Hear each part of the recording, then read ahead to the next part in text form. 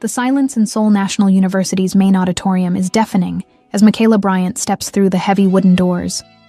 Rain drums against the windows, but every head turns toward her. 200 Korean students and faculty members watching a single black woman walk down the aisle with her chin raised and shoulders squared. Her golden skin gleams under the harsh fluorescent lights, her long curly hair still damp from the storm outside, and her tiger eyes sweep the room with unflinching determination. Professor Kim clears his throat at the podium. "Miss Bryant, you're 20 minutes late." "My apologies, Professor." Michaela's Korean is flawless, each syllable pronounced with the precision that comes from years of study. She doesn't explain about the security guard who questioned her student ID 3 times, or the group of students who blocked her path asking if she was lost. She simply takes her seat in the front row, pulls out her notebook, and prepares to take notes as if nothing happened. Behind her, whispers ripple through the auditorium like wildfire. Professor Kim continues his lecture on international trade policy, but his voice competes with the storm outside and the storm of curiosity Michaela's presence has unleashed. From the observation deck above the auditorium, Park Jin-woo watches through floor-to-ceiling windows. He'd come to campus to scout for talent, brilliant students who might join his technology startup after graduation. Instead, he finds himself transfixed by a young woman who just weathered a room full of stares without flinching. As the lecture ends and students file out, Michaela remains seated, transcribing her notes with methodical precision. She's still there when Professor Kim approaches, his expression unreadable. "Miss Bryant." His voice carries the weight of institutional authority. "Perhaps we should discuss your integration into this program." Michaela looks up, and Jin-woo sees something flash in her eyes. Not fear, but the kind of steel that can cut through bureaucratic nonsense. "Is there something about my academic performance you'd like to discuss, Professor?" The challenge hangs in the air like electricity before lightning strikes, and Jin-woo realizes he's about to witness something that will change everything. For her, for him, and for destinies that are about to collide with the force of a perfect storm. What would you do if you discovered the most talented person you'd ever met was being systematically excluded from opportunities they'd earned? What if falling in love meant choosing between the world you inherited and the world you could help create?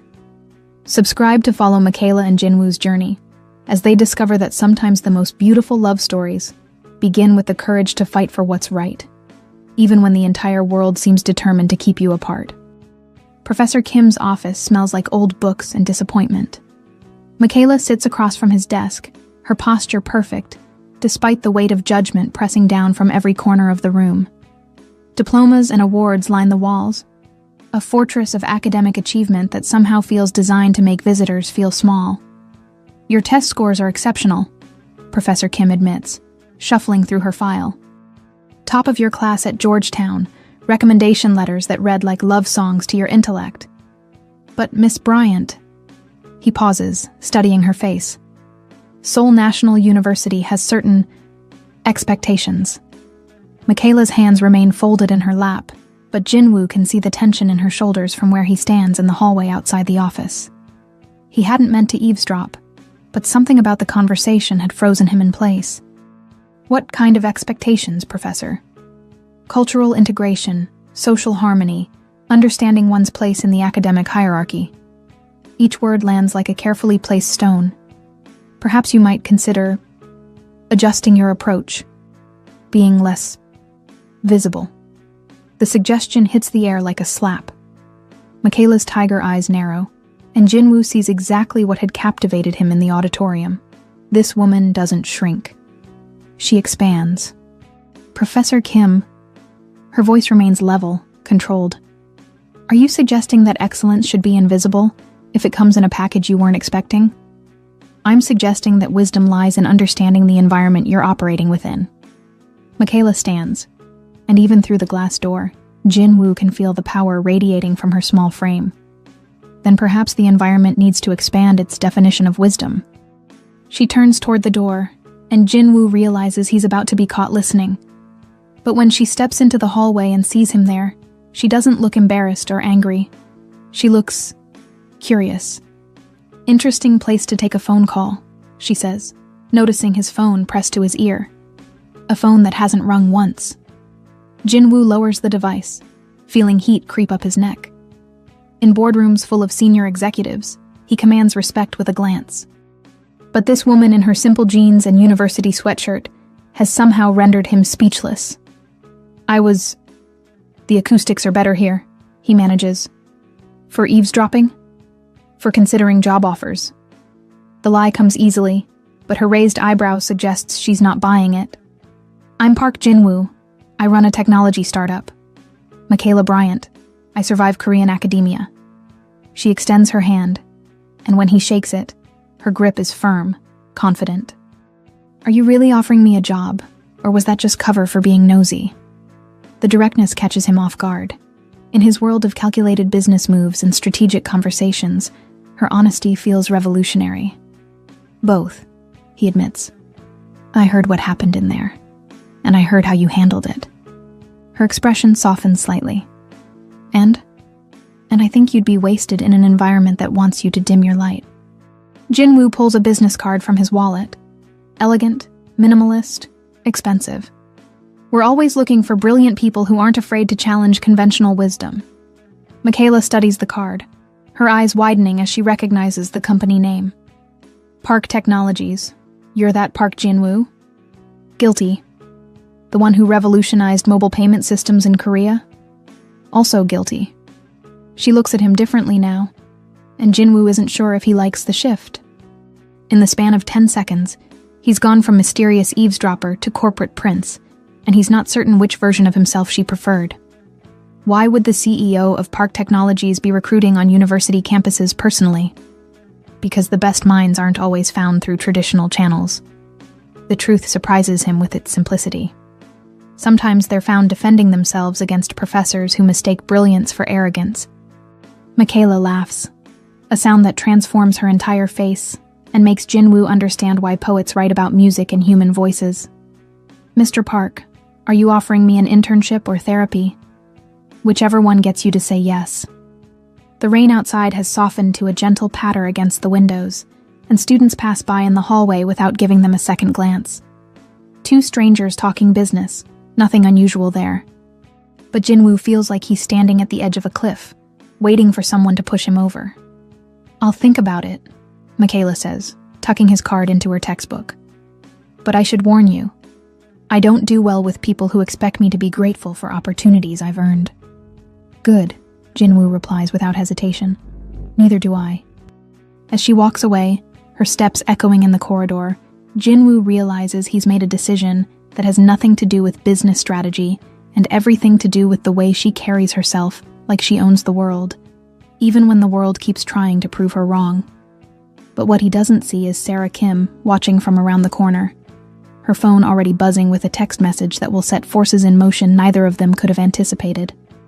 The Park Technologies building rises from Seoul's Gangnam district like a glass monument to innovation, its 42 floors reflecting the city's endless ambition. Michaela stands in the marble lobby, feeling underdressed despite her best business casual outfit. The security guard who checked her ID spoke to her in slow, careful English until she responded in fluent Korean, at which point his entire demeanor shifted from condescension to surprise. The elevator to the 38th floor moves with whisper-quiet efficiency, and Michaela uses the 60-second ride to center herself. She's here for an informational interview. Nothing more. Despite Jinwoo's compelling offer, she can't afford to get distracted from her exchange program. Not when so much depends on her success. The elevator doors open to reveal a world of sleek modern design and floor-to-ceiling windows that showcase Seoul's sprawling cityscape. Min Soo-jin, Jinwoo's assistant, greets her with a warm smile and perfect English. Miss Bryant, welcome to Park Technologies. Mr. Park is finishing up a conference call, but he'll be with you shortly. Soo-jin leads her through an open-concept workspace where young professionals work at standing desks and collaborate in glass-walled meeting rooms. The energy is infectious, creative, dynamic, nothing like the stifling hierarchy Michaela has encountered elsewhere in Korea. Your Korean is excellent, Soo-jin comments as they walk. How long have you been studying? 6 years, since high school. Michaela pauses, debating how much to share. I wanted to understand different perspectives on international relations. Korea seemed like a good place to start. And now, What do you think of our perspectives? The question is casual, but Michaela senses deeper currents underneath. I think Korea is more complex than most Americans realize. And I think many Koreans underestimate how much foreigners can adapt and contribute if given the chance. Soo-jin's smile becomes more genuine. Mr. Park will like that answer. They reach Jinwoo's office, and through the glass walls, Michaela can see him pacing while speaking rapidly into a headset. Even in his white button-down and navy slacks, he radiates the kind of controlled intensity she recognizes from her own ambitious friends back home. When he sees them approaching, he holds up one finger, asking for just another minute. Coffee? Tea? Soo-jin offers. Coffee, please. Black. While they wait, Michaela studies the office. Minimalist furniture, awards, and patents displayed with understated pride, and a single personal photograph tucked discreetly on his desk. She can't make out the details from where she sits, but it appears to be a family photo. Jinwoo ends his call and removes the headset, his business persona melting into something more relaxed as he approaches them. Miss Bryant, thank you for coming. I hope Soo-jin has been taking good care of you. She's been wonderful. Michaela accepts the coffee cup Soo-jin offers. Your office is impressive. The view alone would make it hard to concentrate. You get used to it. Though I still catch myself staring sometimes, especially when I need to think through complex problems. Jinwoo settles into the chair across from her, and Michaela notices he chooses a seat beside his desk rather than behind it. A subtle gesture that levels the playing field. So, he begins, tell me about your experience at SNU, beyond Professor Kim's concerns. Michaela sets down her coffee cup, considering how honest to be. The academic work is challenging but manageable. The cultural navigation is more complex. How so? I'm not sure if people see me as Michaela Bryant, the international relations student, or as the black girl who somehow ended up in their classroom. The words come out more bluntly than she intended. It's like being a walking conversation piece.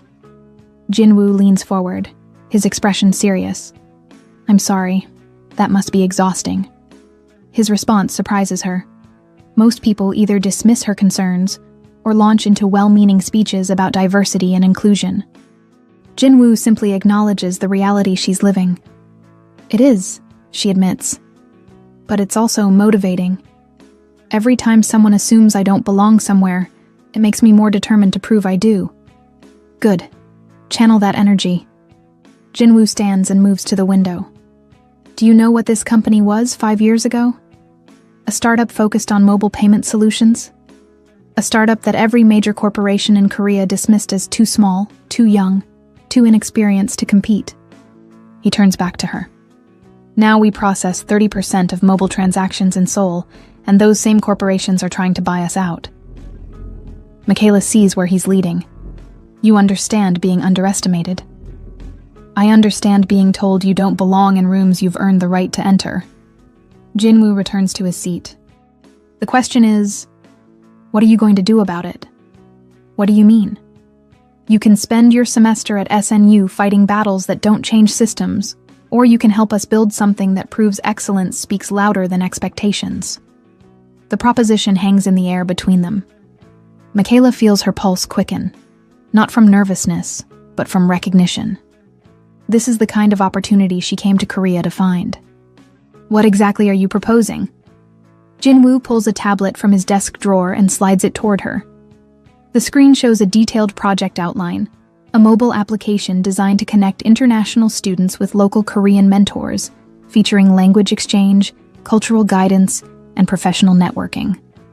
We want to build a bridge, he says, between international students who feel isolated and Korean professionals who want to expand their global perspectives.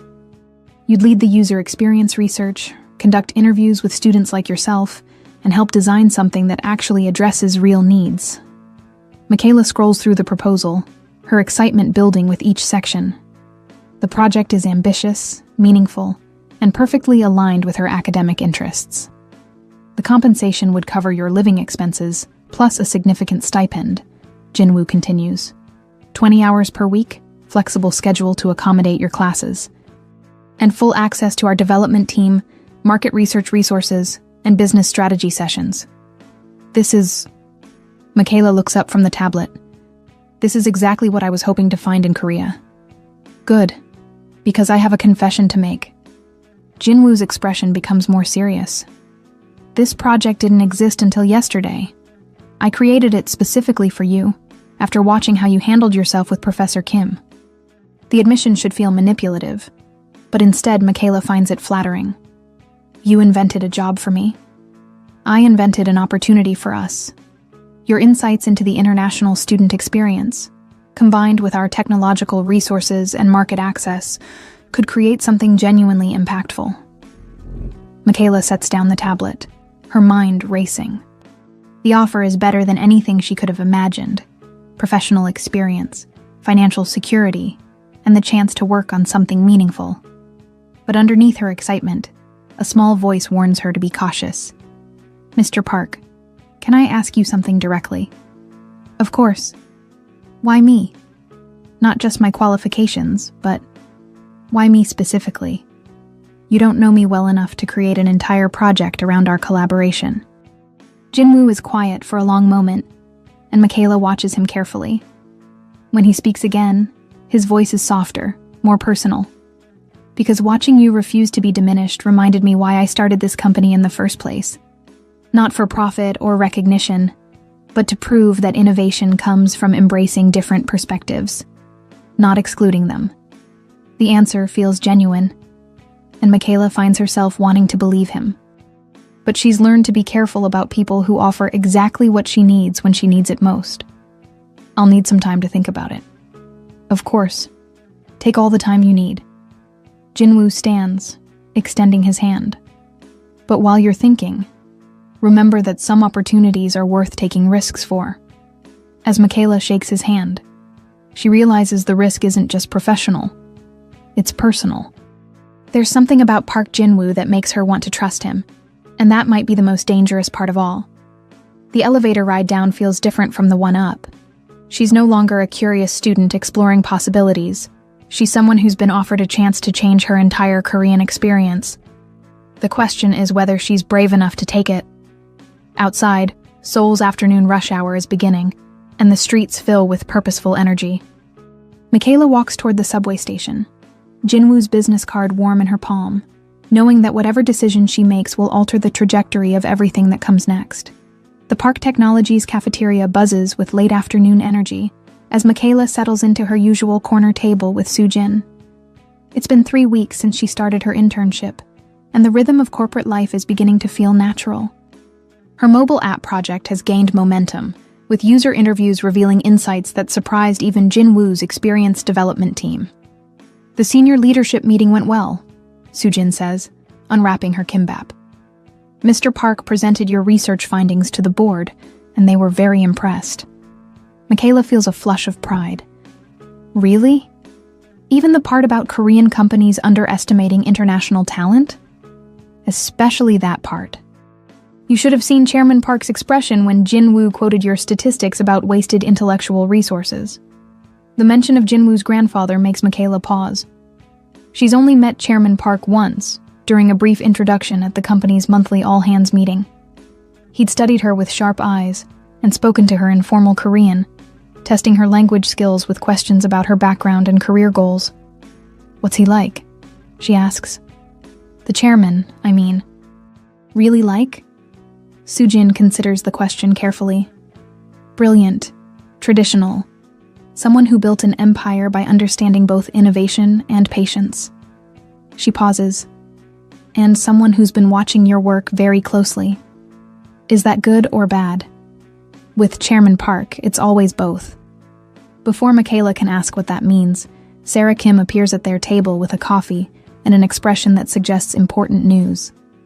Mind if I join you? Sarah asks, already pulling out a chair. I just came from the most interesting conversation.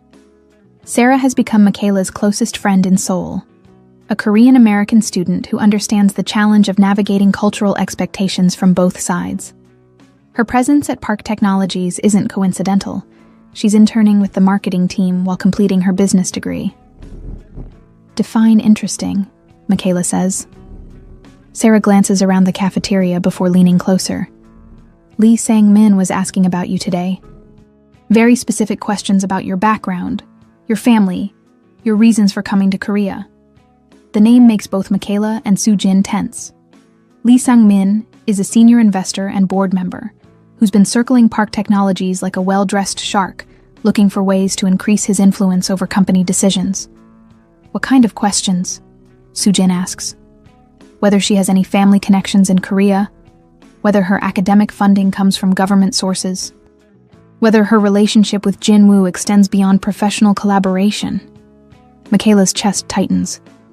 My relationship with Jin-woo is entirely professional. I know that. You know that.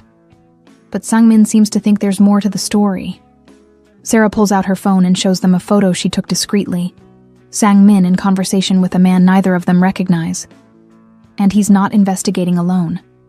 Soo-jin studies the photo, her expression growing troubled. That's Detective Park Hyun-soo. He specializes in background investigations for corporate security. Corporate security? Michaela's voice rises slightly. Why would they need to investigate my background? Because you're having more influence than they expected, a new voice answers. The three women look up to see Jin-woo approaching their table. Even in his casual Friday attire, dark jeans and a gray sweater, he radiates the kind of executive authority that makes conversations pause at nearby tables. May I sit? He asks, though he's already pulling out the remaining chair. Jin-woo, what's going on? Soo-jin asks directly. He settles into his seat and lowers his voice. Sang-min called an emergency board meeting for Monday morning, supposedly to discuss strategic direction and personnel decisions. But my sources suggest it's specifically about Michaela's project. Michaela feels like the floor just shifted beneath her feet. What's wrong with my project? Nothing. It's brilliant, well-researched, and exactly the kind of innovation that will set us apart from competitors. Jin-woo's jaw tightens, which is precisely why Sang-min wants to kill it. I don't understand. Sarah leans forward. Michaela, your app doesn't just connect international students with Korean mentors. It creates a network that could bypass traditional corporate recruiting methods. Korean companies wouldn't be able to control which foreign talent they get access to. The implications sink in slowly. Michaela's project isn't just about cultural exchange. It's about economic power. And people like Sang-min profit from controlling access to opportunities. There's more, Jin-woo continues.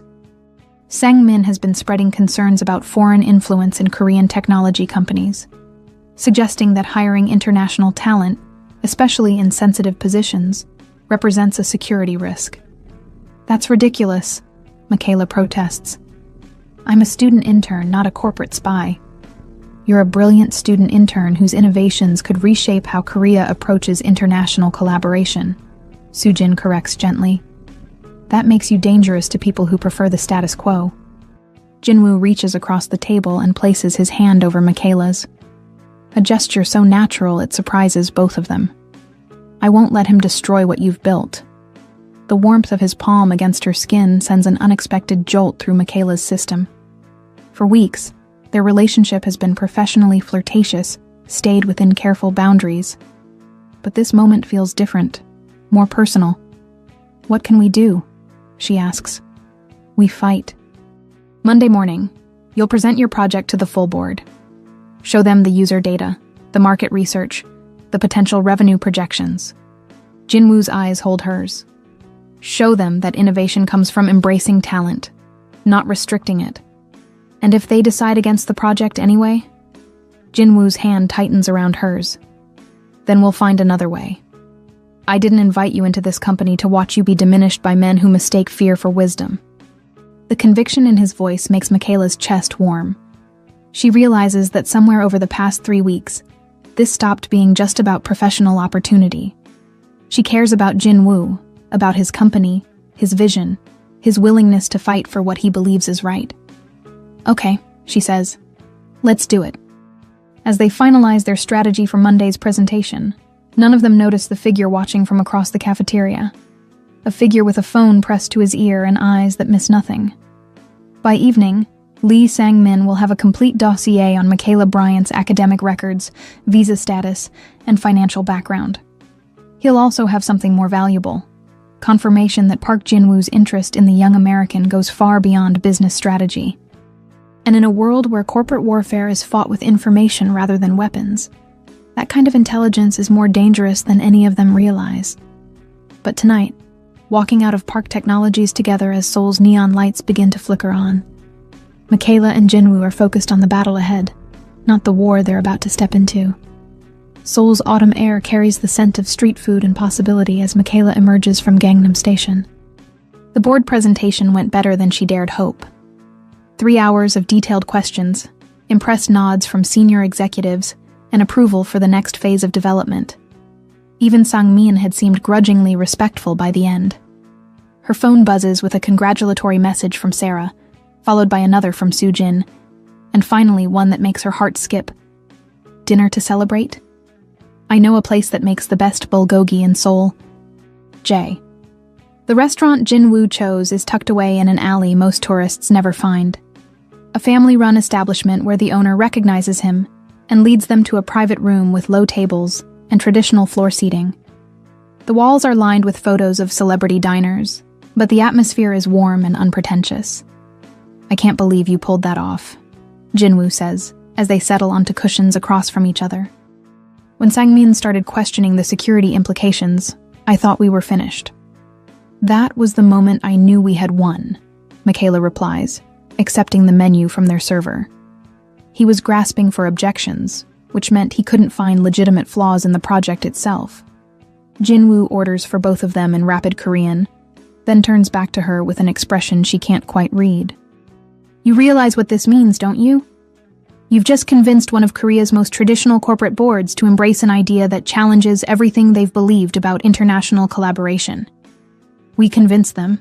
This was your project as much as mine. No, Jin-woo shakes his head. This was your vision, your research, your presentation. I just provided the platform. The server returns with banchan, small plates of kimchi, pickled vegetables, and seasoned spinach that fill the low table with color and aroma. As they begin to eat, their conversation flows easily from business to personal, touching on Michaela's experiences growing up in Chicago, Jin-woo's complicated relationship with family expectations, and their shared fascination with how technology can bridge cultural divides. Can I ask you something? Michaela says as Jin-woo grills bulgogi at their table. Why did you really create this project for me? And please don't give me the corporate innovation speech. Jin-woo's hands pause over the sizzling meat. When he looks up, his expression is more vulnerable than she's ever seen it. Because you reminded me of someone I used to be. Before board meetings and investor presentations and all the compromises that come with success, he transfers perfectly cooked beef to her plate. Watching you fight for your ideas, refuse to be intimidated, insist on being heard. It made me remember why I wanted to build this company in the first place. And why was that? To prove that innovation comes from different perspectives, not despite them. To show that Korea could lead the world not by excluding foreign talent, but by embracing it. The honesty in his voice makes Michaela's chest tighten. What changed? Reality. Investors who preferred safer bets. Board members who measured success in quarterly profits rather than cultural impact. The gradual erosion of idealism by practical compromise. Michaela sets down her chopsticks. Jin-woo, you're 28 years old and you've already built something most people only dream about. Maybe the problem isn't that you've compromised your ideals. Maybe it's that you've forgotten how revolutionary they still are. Something shifts in his expression. Surprise, gratitude, and something deeper that makes her pulse quicken. Thank you, he says quietly. For what? For reminding me who I wanted to be when I grew up. They finish dinner as the restaurant fills with the evening crowd, their conversation growing more personal and intimate. When Jin-woo suggests walking along the Han River before calling a taxi, Michaela agrees without hesitation. The riverbank path is illuminated by streetlights and the distant glow of Seoul's skyline. Other couples stroll past them, some holding hands, others absorbed in quiet conversation. The autumn air is crisp but not cold, perfect for walking and talking and discovering that professional admiration has somehow evolved into something more complex. Your Korean is really exceptional, Jin-woo comments as they pause at a scenic overlook. How did you become so fluent? Stubbornness, mostly. I hate being excluded from conversations, so I made it my mission to understand every nuance. Michaela leans against the railing, her hair catching the breeze. Plus, I wanted to read Korean literature in the original language. Poetry, especially. Do you have a favorite poet? Ko Un. His work about recovering from trauma and rebuilding after loss. She glances at him sideways. What about you? Do you read poetry? Not as much as I should. Though I've always been drawn to pieces about transformation. How individuals and societies change and grow. They're standing closer now. And Michaela can feel the warmth radiating from Jin-woo's body. The conversation has taken on the quality of deeper intimacy. The kind that happens when two people realize they're genuinely interested in each other's inner lives.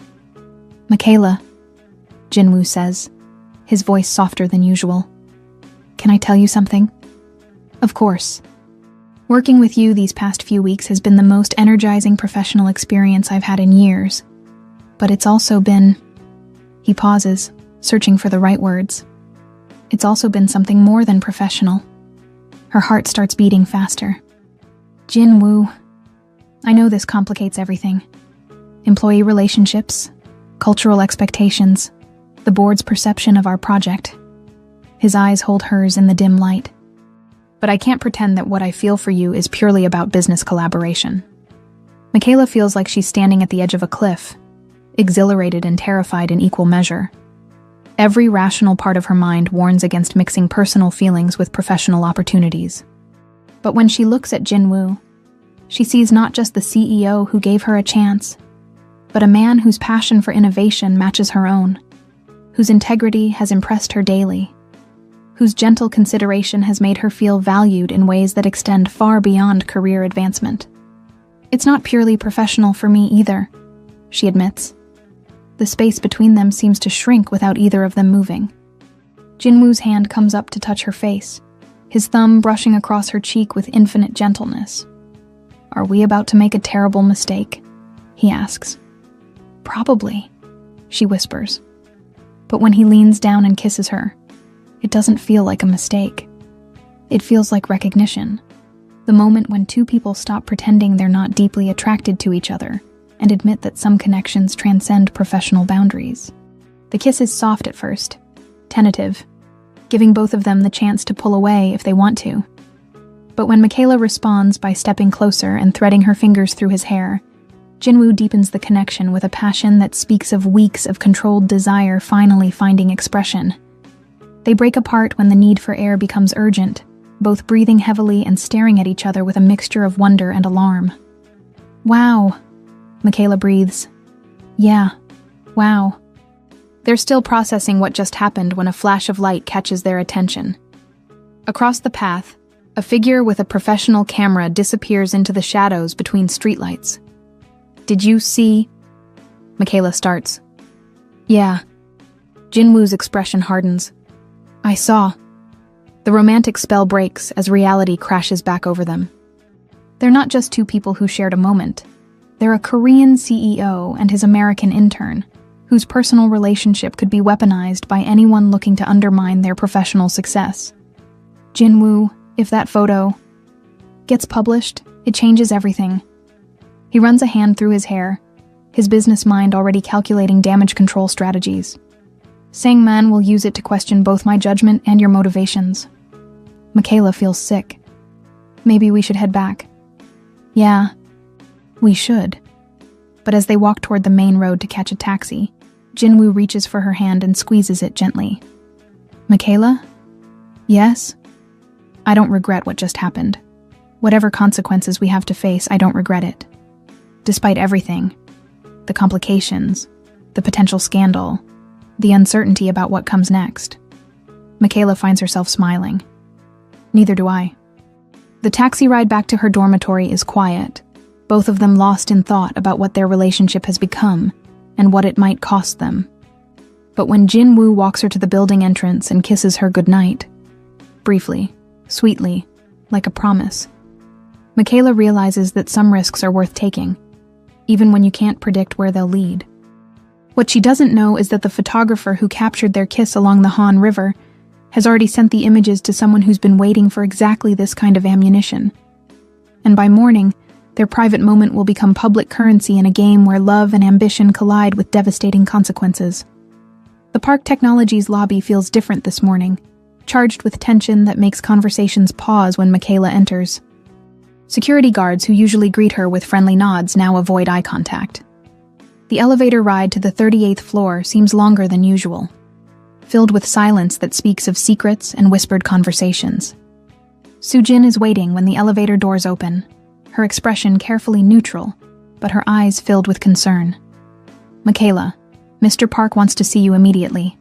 Conference room B. Is everything okay? I think you should speak with him directly." The walk to the conference room feels like a death march. Through glass walls, Michaela can see other employees working at their desks, but their conversations seem muted, as if the entire floor is holding its breath. Conference room B overlooks Seoul's morning skyline, but Jin-woo isn't admiring the view. He's standing at the head of a long table, his expression grim, while Chairman Park sits in a leather chair that might as well be a throne. Between them lies a manila envelope that seems to contain the end of everything Michaela has built. "Please sit," Chairman Park says in formal Korean, his tone suggesting this is not a request. Michaela takes the chair opposite him, her hands folded in her lap despite their tendency to shake. Jin-woo remains standing, but his eyes meet hers briefly, a silent communication that offers support even in crisis. "Miss Bryant," Chairman Park continues, "it has come to our attention that your relationship with my grandson extends beyond professional collaboration." The words hit like physical blows. Michaela's mouth goes dry, but she forces her voice to remain steady. "Sir, I'm not sure what you're referring to." Chairman Park opens the manila envelope and slides 3 photographs across the table. They show Michaela and Jin-woo at the Han River, talking, laughing, and in the final image, kissing with passion that looks even more intimate captured in black and white. These were delivered to our offices this morning, along with a note suggesting that your internship was arranged for reasons unrelated to professional merit. Michaela stares at the photos, feeling like she's watching her dreams disintegrate in real time. The images are beautiful and damning, evidence of genuine connection that will be twisted into something sordid and manipulative. "Grandfather," Jin-woo's voice cuts through the silence. "This is a private matter between consenting adults. Privacy is a luxury we cannot afford when it affects company reputation and board confidence." Chairman Park's eyes never leave Michaela's face. "Miss Bryant, I need to understand the nature of your relationship with my grandson and whether it has influenced professional decisions regarding your internship." The question hangs in the air like a trap. Any answer Michaela gives can be used against her. Deny the relationship and she's lying. Admit it, and she's confirmed that she's compromised her professional integrity. "Sir, my feelings for Jin-woo developed after he offered me the internship opportunity. They had nothing to do with my initial selection or the success of my project. But they exist now. Yes, they exist now." Chairman Park nods, as if she's just confirmed his worst suspicions. "And how do you believe the board will react when these photographs are presented at tomorrow's emergency meeting?" Michaela's heart sinks. "Emergency meeting?" Jin-woo steps forward. "Sang-min called it this morning, ostensibly to discuss maintaining corporate ethics and professional boundaries." The pieces fall into place with devastating clarity. The photographer, the strategic timing, the board meeting. This is orchestrated character assassination designed to destroy both her project and her relationship with Jin-woo. "What do you want from me?" Michaela asks directly. Chairman Park studies her for a long moment. "I want you to resign from your internship effective immediately. Issue a statement explaining that you're returning to your academic studies to focus on your education. Leave Korea quietly, and we'll ensure your exchange program continues without administrative complications. And if I refuse, then you'll face a board review that questions not only your professional ethics, but your visa status, your academic funding, and your future opportunities in Korea." His voice remains calm, but the threat is unmistakable. I have no desire to destroy a young woman's career, Miss Bryant, but I will protect my family's interests. The room falls silent, except for the hum of air conditioning and the distant sound of Seoul's morning traffic.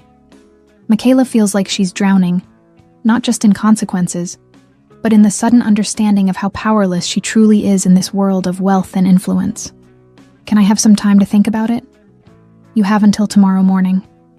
Michaela stands, her legs unsteady but her voice clear. Mr. Chairman, can I ask you one question? Of course. Do you believe my work has been valuable to this company? Chairman Park's expression softens almost imperceptibly. Your work has been exceptional.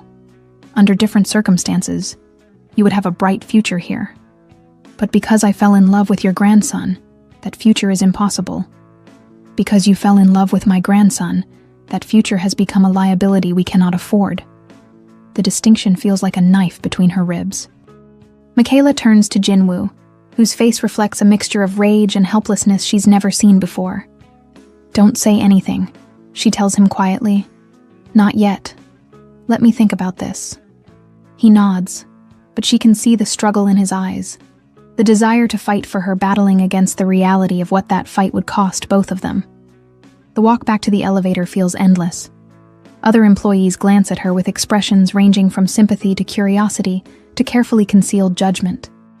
By now, rumors are probably spreading through every floor of the building.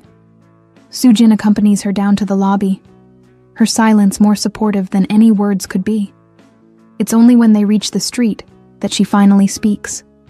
For what it's worth, I think what they're doing to you is wrong. Wrong but effective, Michaela replies. They've found the one thing that makes me vulnerable, and they're using it perfectly. What will you do? Michaela looks up at the Park Technologies building, at the windows of the 38th floor where Jinwoo is probably being lectured about corporate responsibility and family loyalty. I don't know yet, but I won't let them make me disappear without consequences. As she walks toward the subway station, Michaela's phone buzzes with a text message from an unknown number. Beautiful photos. Shame they had to be shared with the wrong people. Some secrets are worth protecting better than others. A concerned observer. The message makes her blood run cold. Someone orchestrated this entire situation, and they're still playing games with her future. What terrifies her most is the realization that falling in love with Jinwoo may have been exactly what someone wanted all along, the perfect weapon to destroy everything she's worked to build. But as Seoul rushes past the train windows, Michaela makes a decision that surprises her with its clarity. She won't run away quietly. If they want to destroy her relationship and her career, they'll have to do it in full view of everyone. Because some fights are worth having, even when you know you'll lose. The coffee shop near Seoul National University feels like neutral territory, far enough from Park Technologies to avoid corporate scrutiny, familiar enough to provide comfort in the midst of chaos. Michaela sits in a corner booth, staring at her untouched Americano while rain streaks the windows and matches her internal weather. Sarah slides into the seat across from her, bringing the energy of someone who's been conducting damage control for the past 6 hours. Okay, I have news. Good news and terrible news. Which do you want first? Terrible news. Let's get it over with. Sarah pulls out her phone and shows Michaela a screenshot from a prominent Korean business blog. The headline reads, Foreign Influence or Office Romance. Questions surround Park Technologies' international hiring practices. They didn't use the photos? Michaela asks, surprised. Not yet. But the story hints at inappropriate relationships between senior management and foreign interns, and questions whether international hiring represents a security risk. Sarah scrolls down to show her the comment section. The reactions are mixed. Michaela scans the comments, her Korean good enough to understand the range of responses. Some defend her right to workplace equality, others question whether foreign students should be given such prominent roles, and several make observations about her race that make her stomach clench. And the good news? The good news is that you have more allies than you realize. Sarah puts away her phone and leans forward conspiratorially. Sujin has been conducting her own investigation into who leaked those photos.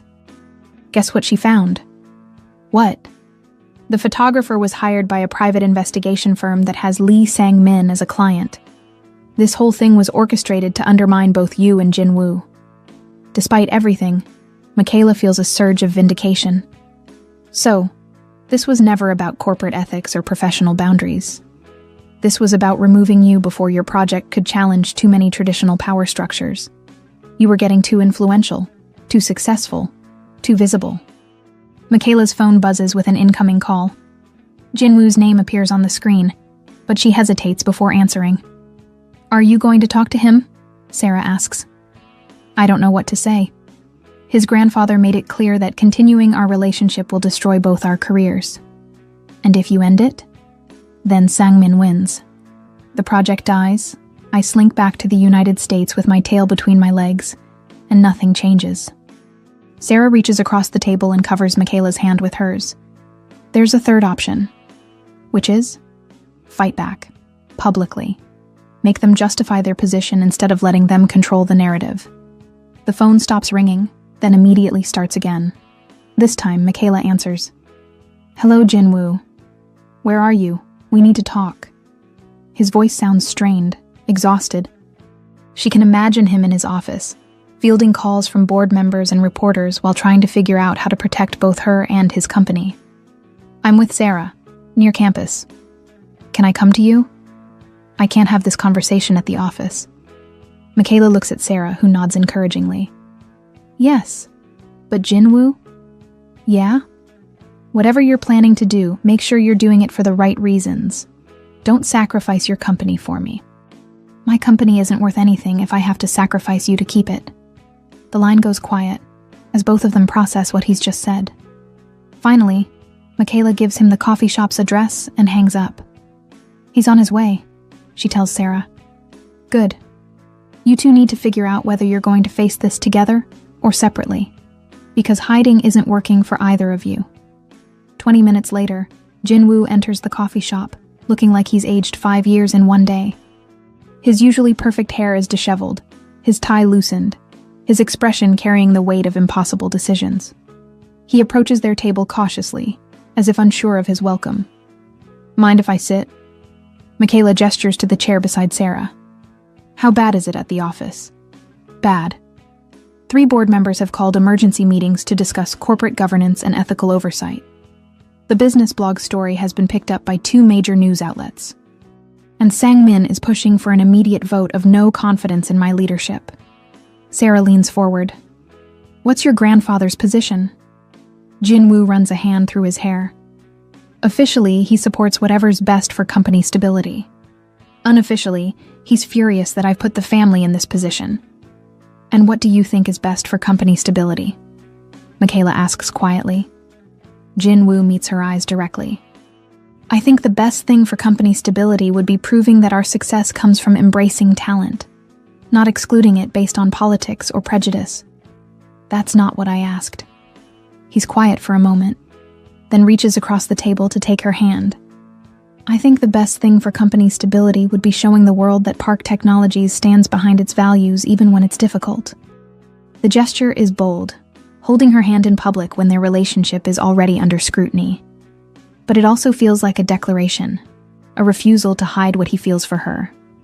"Jin-woo," Michaela says carefully, "I need you to understand something. If we continue this relationship, it will cost you.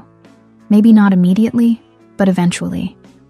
Board positions, business partnerships, social standing, all of it will be affected by your association with me. Do you think I don't know that?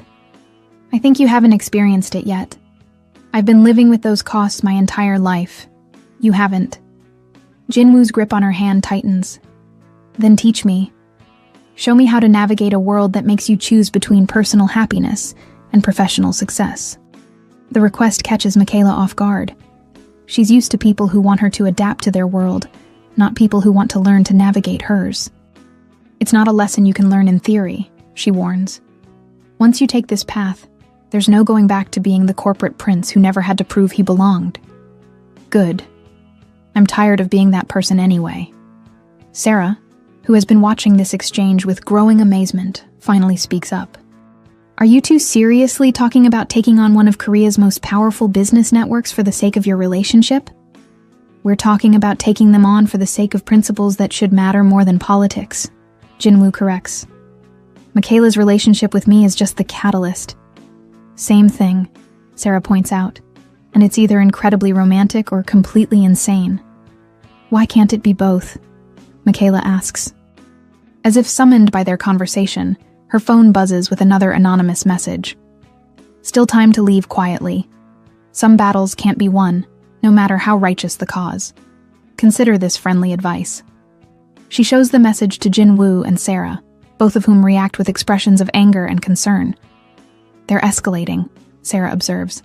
Anonymous threats usually mean someone's getting desperate. Jinwoo stands abruptly. That's it.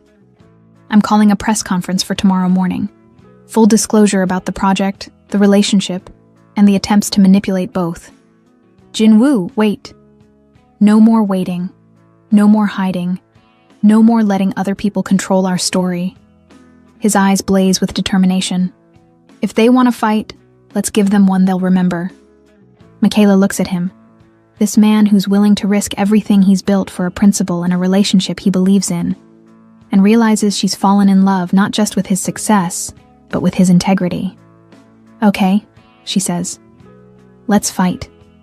But as they leave the coffee shop together, none of them notice the familiar figure watching from across the street, or the phone call that will ensure tomorrow's press conference becomes the battlefield where reputations, relationships, and futures will either be won or lost forever. The letter arrives at dawn, slipped under Michaela's dormitory door while Sol sleeps, and she stares at the ceiling, rehearsing arguments for the press conference that's scheduled to begin in 4 hours. The envelope is expensive paper, her name written in Jinwoo's careful handwriting, and her heart sinks before she even opens it. Michaela, by the time you read this, I'll be on a plane to Singapore.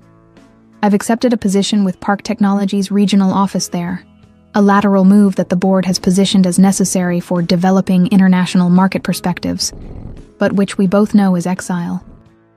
I'm not brave enough to face you with this decision, and I'm not strong enough to fight for us the way you deserve. This morning's emergency board meeting made it clear that continuing our relationship would destroy not just my career, but yours as well. Sangmin has threatened to have your visa revoked, your academic funding questioned, and your reputation damaged beyond repair.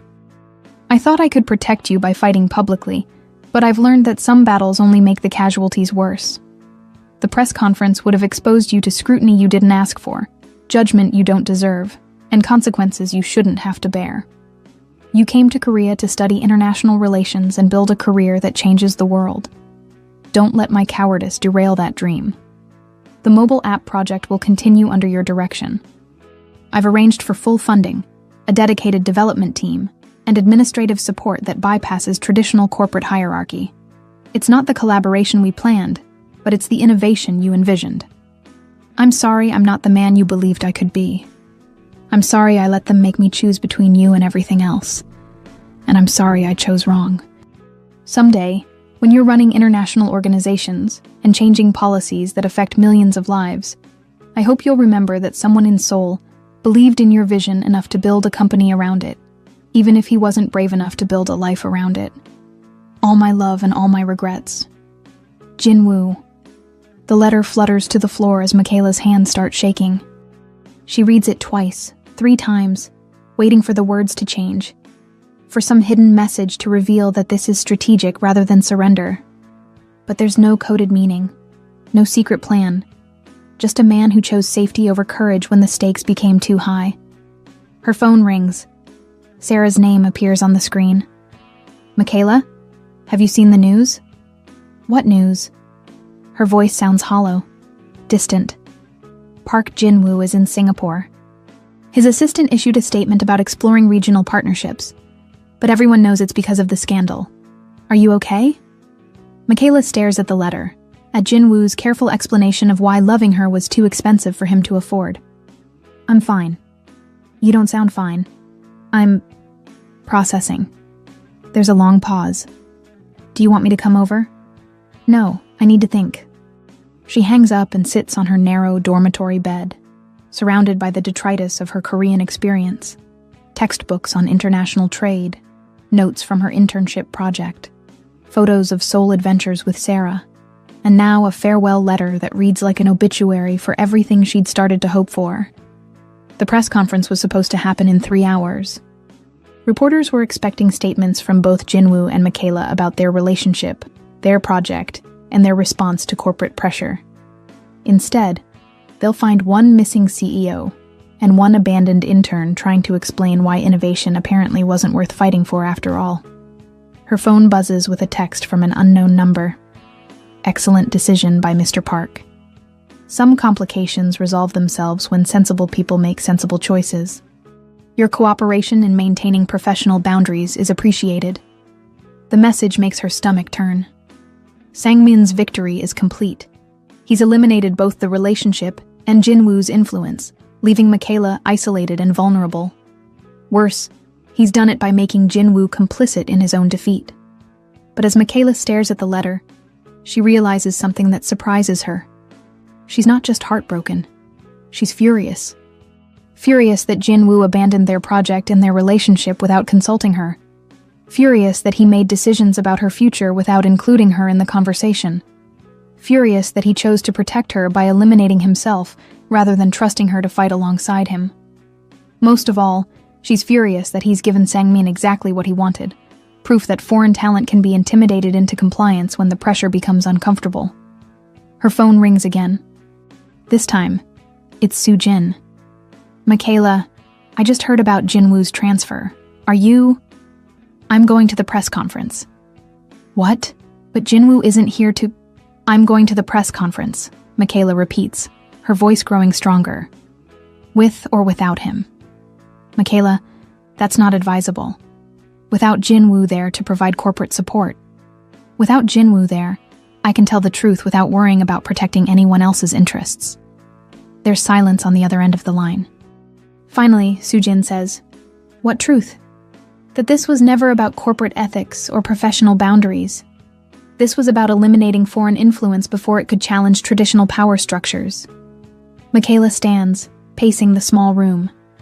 That Lee Sang-min orchestrated a character assassination campaign designed to drive me out before I could prove that diversity creates innovation, not threatens it. Michaela, if you go public with those accusations without evidence, then help me find evidence. You've been investigating the photographer, right? What else have you discovered? Soo-jin is quiet for a moment. When she speaks again, her voice is different, conspiratorial, determined. More than you might expect. Can you meet me at the coffee shop near your campus in an hour? Why? Because if you're serious about fighting back, you'll need ammunition. And I may have found something that changes everything. An hour later, Michaela sits across from Soo-jin in the same coffee shop where she'd received Jinwoo's business card weeks ago. The irony isn't lost on her, returning to the place where this all began, now preparing to end it on her own terms. Soo-jin slides a manila folder across the table, her expression intense. Before you open that, I need you to understand something. Once you see what's inside, there's no going back. This information will destroy Lee Sang-min's career, but using it will also make you a permanent enemy of some very powerful people. Michaela's fingers trace the edge of the folder. What did you find? Evidence that Sang-min has been systematically sabotaging international partnerships to maintain control over traditional business networks. The photographer was just the tip of the iceberg. Soo-jin leans forward. He's been feeding negative stories about foreign employees to business journalists, pressuring visa authorities to create administrative delays for international talent, and using private investigators to gather blackmail material on anyone who threatens the status quo. How do you know all this? Because I've been documenting it for months. Every suspicious coincidence, every conveniently timed obstacle, every whisper campaign that mysteriously gained traction in the media. Soo-jin's eyes are bright with anger. I started investigating when I noticed the pattern, but I accelerated my efforts when he targeted you. Michaela opens the folder and finds a comprehensive dossier, bank records showing payments to private investigators, email threads discussing foreign talent concerns, recorded phone conversations where Sang-min explicitly strategizes about eliminating international competition. It's damning, detailed, and exactly the kind of evidence that could destroy a man's career. Soo-jin, this is incredible work. But why are you helping me? This could cost you your job. Because I'm tired of watching brilliant people be diminished by men who mistake xenophobia for patriotism. Soo-jin's voice is steady, resolute. And because someone needs to prove that Korea's future depends on embracing different perspectives, not excluding them. Michaela studies the documents, her mind racing.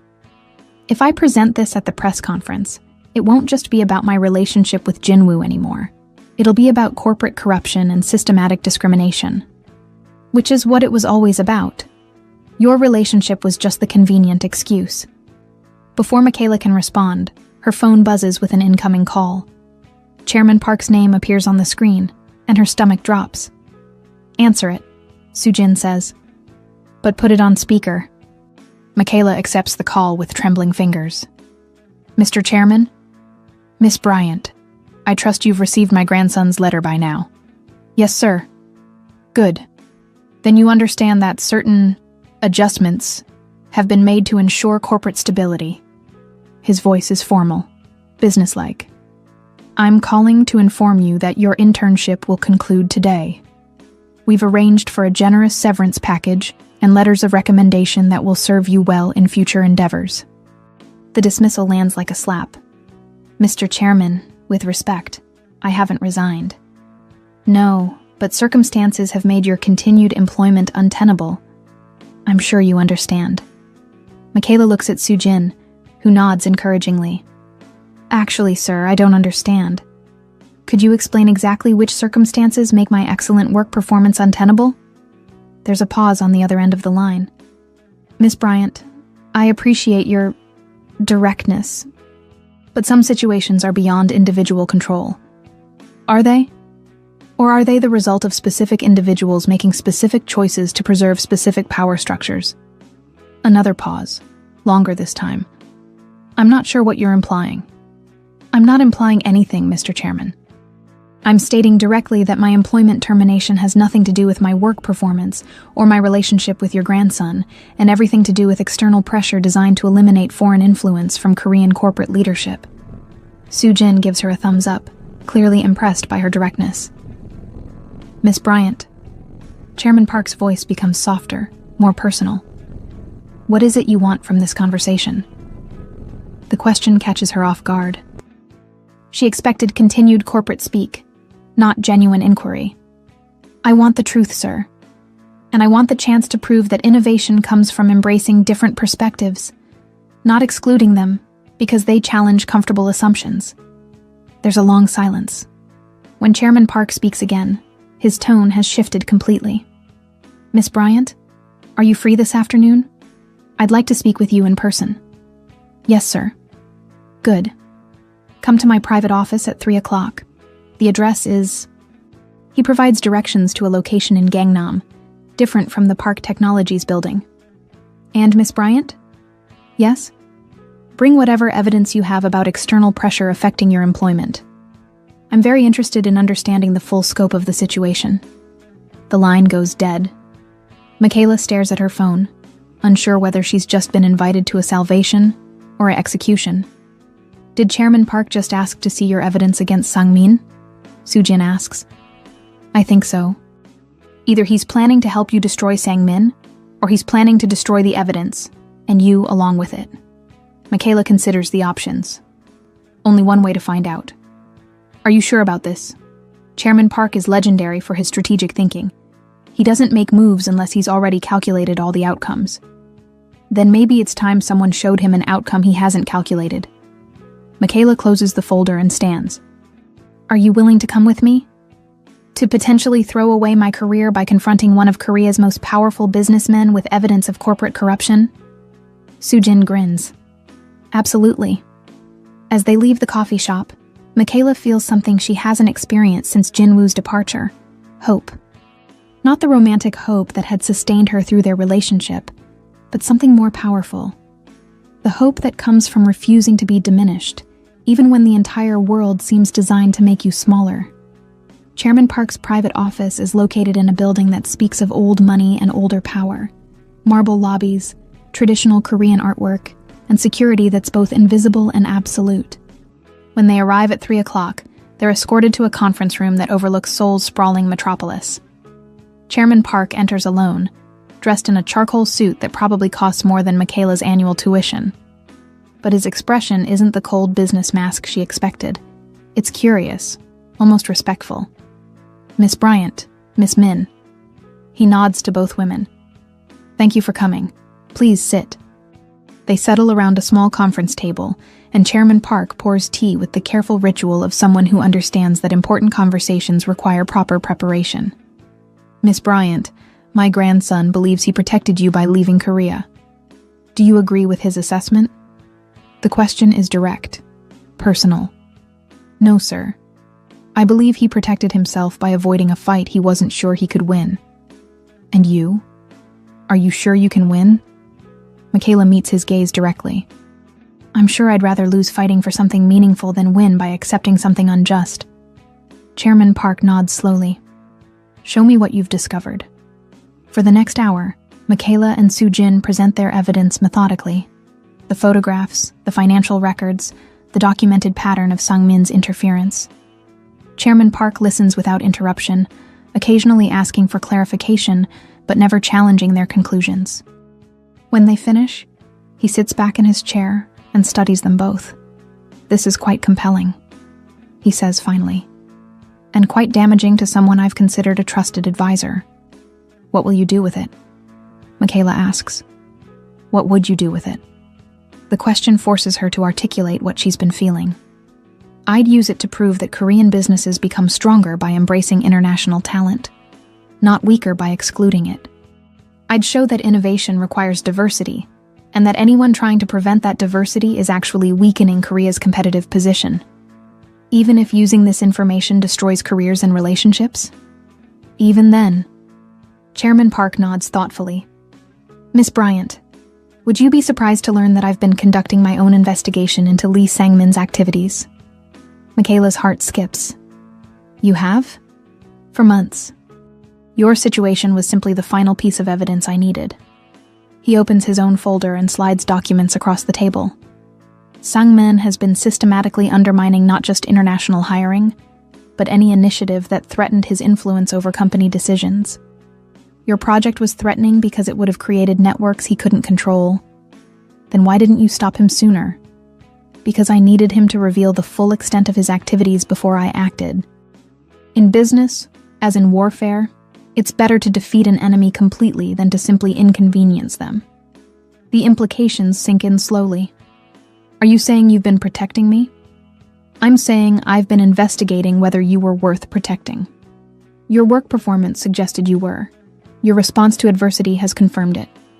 Chairman Park stands and moves to the window overlooking Seoul. "Miss Bryant, Park Technologies needs leaders who understand that Korea's future lies in global collaboration, not isolationism. The question is whether you're prepared to be one of those leaders." "What do you mean?" He turns back to face her. "I mean, I'm offering you Jinwoo's position as head of international development. Full executive authority, competitive salary, and the resources to build programs that demonstrate how diversity drives innovation." The offer hits her like a physical force. "Mr. Chairman, I'm a student. I'm 22 years old. I don't have the experience. You have something more valuable than experience. You have vision, courage, and the ability to see possibilities that others miss." His eyes hold hers. "The question is whether you're brave enough to accept responsibilities that will make you a target for people who prefer the status quo." Michaela looks at Soo-jin, whose expression combines excitement and concern. This is everything she came to Korea hoping to find, and everything she never dared imagine was possible. "What about Jinwoo?" "My grandson made his choice based on what he thought was best for everyone involved. You'll make yours based on what you think is right." Chairman Park returns to his seat. "But understand this. If you accept this position, there will be no protected sanctuary. You'll face scrutiny, criticism, and attempts to undermine your authority. Are you prepared for that?" Michaela thinks about the girl who walked into that auditorium weeks ago, determined not to be diminished by stares and whispers. She thinks about the woman who refused to let Professor Kim make her invisible, who built a project that challenged assumptions, who fell in love with someone brave enough to see her potential. Yes, sir. I'm prepared for that. Good. Chairman Park smiles for the first time since she's known him. Then welcome to Park Technologies, Executive Director Bryant. Your first task is presenting your strategic vision to the board of directors tomorrow morning. What about Sang-min? Mr. Lee will be tendering his resignation this afternoon. Personal reasons, of course. As they shake hands, sealing an agreement that will change the trajectory of her entire life, Michaela realizes that some battles are won not through confrontation, but through proving yourself worthy of victory. And sometimes the most powerful people are waiting to see if you're strong enough to deserve their support. But what she doesn't know is that across the city, Jin Woo is boarding a plane back from Singapore, having discovered that running away from love doesn't make the love disappear. It only makes the regret more painful. And by tomorrow morning, both of their worlds will shift again in ways neither of them anticipated. The Park Technologies boardroom has never felt more like a gladiatorial arena. Michaela stands at the head of the conference table, her presentation materials arranged with military precision, facing 12 board members who represent decades of Korean corporate tradition and billions of won in market influence. The morning light streaming through floor-to-ceiling windows casts everything in sharp relief, including the empty chair where Lee Sang-min should be sitting. Ladies and gentlemen, Chairman Park begins in Korean, his voice carrying the authority that built an empire. I'd like to introduce Executive Director Michaela Bryant, who will be presenting our new international development strategy. A ripple of surprise moves through the room. Several board members exchange glances. They'd expected a damage control session about the American intern scandal, not a promotion announcement for the woman at the center of it. Michaela steps forward, her hands steady despite the magnitude of the moment. For weeks, she's been the foreign student asking for opportunities. Today, she's the executive presenting strategic vision to people who can either make or destroy her career with a single vote. Honorable board members, she begins in flawless Korean, I stand before you not as an intern seeking approval, but as a leader presenting the future of Korean innovation. She clicks to her first slide, a graph showing Korea's declining market share in international technology sectors. Our competitors are not other Korean companies. They're global networks that leverage diverse talent to create breakthrough innovations. While we debate whether to include international perspectives, they're already building products that serve global markets. Board member Kim Yun-ho, a stern woman in her 60s, leans forward. Miss Bryant, your background is impressive, but what qualifies you to advise Korean corporations on international strategy? The challenge is direct, testing whether she'll defer to authority or claim her expertise. Michaela chooses to claim it. Mrs. Kim, my qualification is not my background, it's my results. In 3 months as an intern, I designed a platform that connected international students with Korean professionals, generating 12,000 user registrations and establishing partnerships with 5 major universities. That wasn't theory. That was innovation that worked. She clicks to the next slide, showing user data and engagement metrics that make several board members sit up straighter.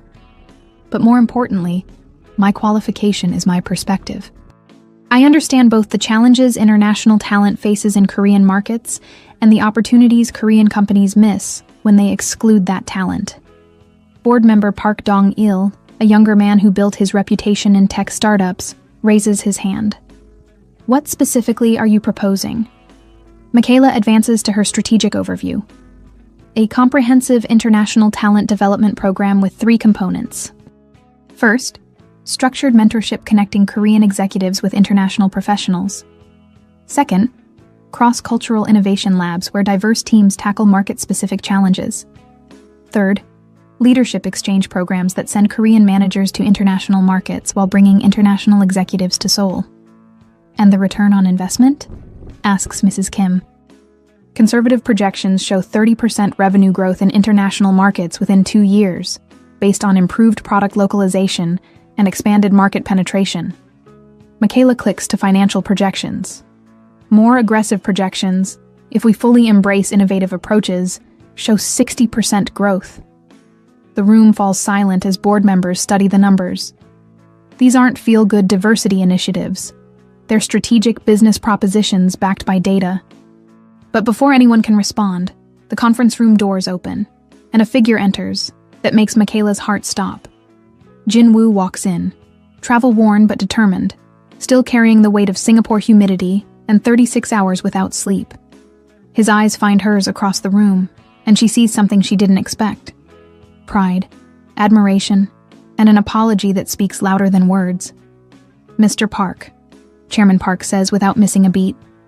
"How good of you to join us." Miss Bryant was just presenting her strategic vision for international development. Jinwoo takes the empty seat at the far end of the table, never breaking eye contact with Michaela. "Please continue, Executive Director Bryant." The title sounds different in his voice. Not patronizing or strategic, but respectful, genuine. He's acknowledging not just her promotion, but her authority. Michaela takes a steadying breath and continues her presentation. But now she's performing for an audience of 1 as much as 12. Every strategic point becomes a declaration of the vision she'd hoped to build with him. Every innovative proposal becomes evidence of the partnership he'd abandoned. "The key insight," she explains, "is that innovation doesn't come from homogeneous teams solving problems they all understand the same way. Innovation comes from diverse perspectives collaborating to find solutions none of them could discover alone." Jinwoo nods, and she realizes he's not just listening to her business strategy. He's hearing her explanation of why their relationship mattered, why their different backgrounds created something more powerful than either of them could achieve separately. "Questions?" Chairman Park asks when she finishes. Mrs. Kim speaks first. "Miss Bryant, this is impressive work. But implementing these programs would require significant cultural shifts within our corporate structure. Are Korean companies ready for that level of change?" "With respect, Mrs. Kim, the question isn't whether Korean companies are ready for change. The question is whether they're ready to be left behind by companies that embrace change first." Park Dong-il laughs, a sound of genuine appreciation. "Bold answer. I like it." The discussion continues for 20 minutes, with board members probing financial projections, implementation timelines, and cultural integration strategies. Michaela answers each question with confidence that surprises even her, drawing on research she'd conducted, insights from her user interviews, and strategic thinking that proves she's ready for executive responsibility. Finally, Chairman Park calls for a vote. All in favor of approving Executive Director Bryant's international development strategy and her leadership of these initiatives. Hands rise around the table, slowly at first, then with growing momentum.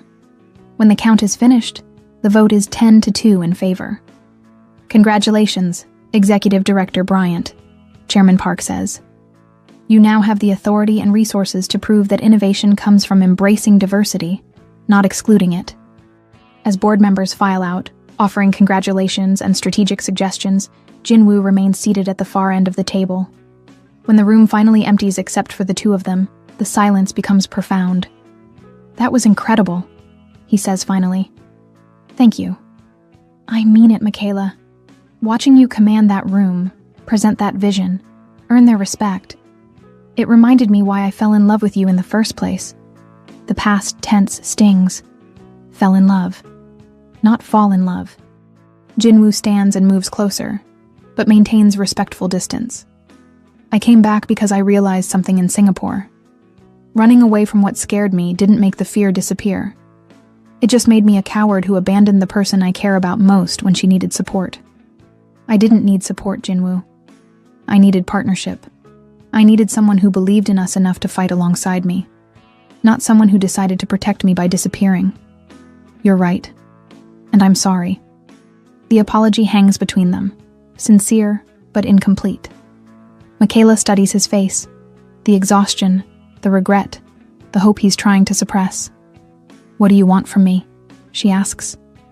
"I want to earn back your trust. I want to prove that I'm the man you believed I could be, not the coward I became when the pressure got too intense."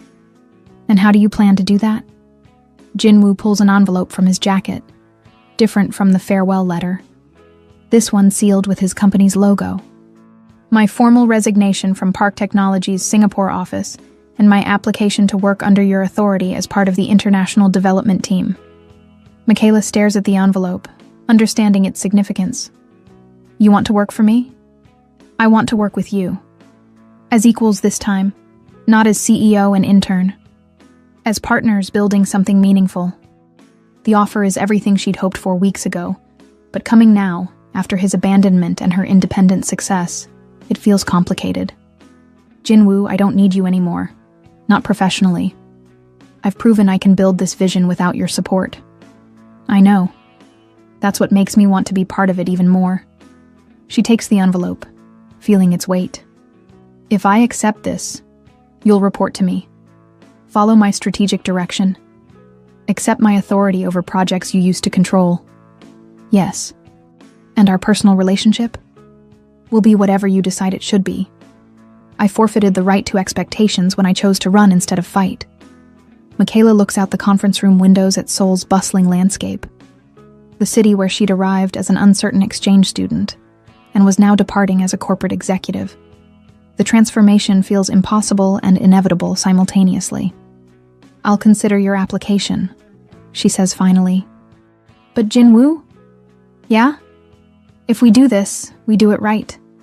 No special treatment because of our history. No corporate politics because of family connections. No running away when things get difficult. Understood. And no assumptions about what our personal relationship becomes. We'll rebuild that from scratch if we rebuild it at all. Jinwoo nods, hope and uncertainty warring in his expression. I understand. And Michaela? What? I'm proud of you. For fighting when I ran. For succeeding when I doubted. For becoming the leader I always knew you could be. As she walks out of the conference room, her conference room now, Michaela realizes that some stories don't end with reunion and reconciliation. Sometimes they end with transformation, growth, and the understanding that love isn't about finding someone to complete you, but about becoming complete enough to choose your own future. 6 months later, the Park Technologies International Development floor buzzes with an energy that would have been unimaginable when Michaela first walked into the building. Teams of Korean and international professionals collaborate at standing desks, conduct video conferences with partners across 5 continents, and prototype solutions for markets from São Paulo to Stockholm. Michaela's office, the one that used to belong to a senior vice president who retired shortly after her promotion, overlooks Seoul's transformed skyline. But this morning, she's not admiring the view. She's preparing for the quarterly board presentation that will determine whether her programs receive expanded funding or face budget cuts that could cripple everything she's built. A soft knock interrupts her preparation. Jinwoo enters carrying 2 cups of coffee and wearing the slightly nervous expression that's become familiar over the past months of working together. Americano, black, he says, setting the cup on her desk. Thought you might need caffeine before facing the board. Thank you. She accepts the coffee gratefully. How are the Singapore market projections looking? Better than expected. The Korean International Partnership model we tested there generated 43% more revenue than traditional approaches. Jinwoo settles into the chair across from her desk, a position that would have felt strange months ago, but now seems natural. Mrs. Kim is going to love those numbers. Their working relationship has evolved into something neither of them anticipated. Genuine partnership built on mutual respect, rather than romantic attraction. Jinwoo proved himself willing to follow her strategic vision, accept her authority, and contribute expertise without attempting to reclaim leadership. Michaela discovered that his business acumen complemented her innovative thinking in ways that made both of them more effective. And personally, she asks, studying his face, how are you feeling about today? It's a question that acknowledges the complexity of their situation. The board presentation will include recommendations for expanding internationally, which means Jinwoo might be offered leadership of overseas operations. An opportunity that could physically separate them just as they've learned to work together successfully. Honestly, conflicted. Jinwoo meets her eyes directly. The Singapore position would be incredible for my career. But it would also mean leaving just as we figured out how to be partners without all the emotional complications. Who says the emotional complications have disappeared? The question slips out before Michaela can stop it, revealing feelings she's been carefully managing for months. Their relationship has been strictly professional by mutual agreement, but the attraction and affection that drew them together hasn't disappeared. It's just been channeled into collaboration rather than romance. Jinwoo sets down his coffee cup, his expression growing more serious. Michaela, can I ask you something directly? Of course. Do you think there's a future for us? Not professionally, that's clearly working, but personally, as people who care about each other beyond business objectives. The question she's been avoiding for 6 months finally hangs in the air between them. During their professional rebuilding, they've become friends, collaborators, and something deeper that neither has been brave enough to name. I don't know, she answers honestly. 6 months ago, I would have said yes without hesitation. But I've changed since then. I've discovered I don't need a relationship to feel complete, and I won't accept one that requires me to diminish myself to make someone else comfortable. I would never ask you to diminish yourself. You wouldn't ask directly. But would you be able to handle dating your boss? Would you be comfortable with me earning more, having more authority, being the primary decision maker in our professional lives? Jinwoo considers the question seriously, rather than offering easy reassurances. Honestly, it would take adjustment. I was raised in a culture that taught me to be the provider, the leader, the one who makes major decisions. But watching you succeed these past months has shown me that leadership isn't about control. It's about creating conditions where everyone can contribute their best work. That's a beautiful theory. But theories get tested when egos are challenged. Before Jinwoo can respond, Soo-jin appears in the doorway with an expression that suggests urgent news. Michaela, sorry to interrupt, but you need to see this immediately. She hands over a tablet displaying a major Korean business publication. The headline reads, Park Technology's International Success Story, How American Executive Director Transformed Corporate Culture. Michaela scans the article quickly, her eyes widening as she reads. The piece isn't just about her professional success. It's a comprehensive analysis of how her programs have improved company performance, attracted international talent, and positioned Park Technologies as a leader in global innovation. This is, she starts, front page of the most influential business magazine in Korea, Soo-jin finishes. Complete with interviews from board members praising your strategic vision, data showing improved market performance, and a photograph of you leading a meeting with the headline, The Future of Korean Business. Jinwoo leans over to read the article, his expression shifting from concern to amazement. Michaela, this isn't just good press. This is validation from the most traditional elements of Korean business culture that your approach works. Which means, she asks, though she's beginning to understand the implications. Which means you're not just successful, you're influential. You're changing how Korea thinks about international collaboration, corporate leadership, and innovation strategy. Soo-jin grins. You've become exactly what you came here hoping to become. The realization hits Michaela with unexpected force. 6 months ago, she was fighting for basic respect and professional opportunities. Today, she's being recognized as a leader who's transforming corporate culture in one of the world's most traditional business environments. Her phone buzzes with a message from Chairman Park. Outstanding press coverage. The board is very pleased. We should discuss expanded responsibilities and long-term strategic planning. I need to think, Michaela says, standing and moving to the window. Seoul stretches out below her, the city where she'd arrived alone and uncertain. Now the place where she's built something meaningful and lasting. Jinwoo joins her at the window, maintaining respectful distance but offering silent support. What are you thinking? He asks. I'm thinking that when I came to Korea, I was looking for opportunities to prove myself. But I've discovered something more important. I've learned to create opportunities for other people to prove themselves too. And maybe that's what love should be like as well. Not two people trying to prove they're worthy of each other, but two people creating conditions where both can become their best selves. Jinwoo turns to face her directly. Are you saying what I think you're saying? I'm saying that if you're offered the Singapore position, you should take it. Build something amazing there, using everything we've learned about international collaboration. Michaela meets his eyes. And I'm saying that when you come back to Seoul for quarterly reports, maybe we can have dinner together, as equals, as partners, as people who care enough about each other to support individual growth, rather than demanding sacrifice for togetherness. And if I said I'd rather stay here and keep working with you, I'd say that's the wrong reason to make a career decision. Choose Singapore because it's right for your professional development, not because you're afraid of long-distance complications. Jinwoo smiles, the first genuinely relaxed expression she's seen from him in months. You realize you're basically telling me to leave you so that we might have a better chance at a future together. I'm telling you to trust that if what we have is real, it can survive some geographic distance and professional independence. Before he can respond, Sarah bursts through the office door with characteristic enthusiasm and zero regard for corporate protocol. Oh my God, Michaela, did you see the magazine article? You're famous. You're like the poster child for international success in Korean business.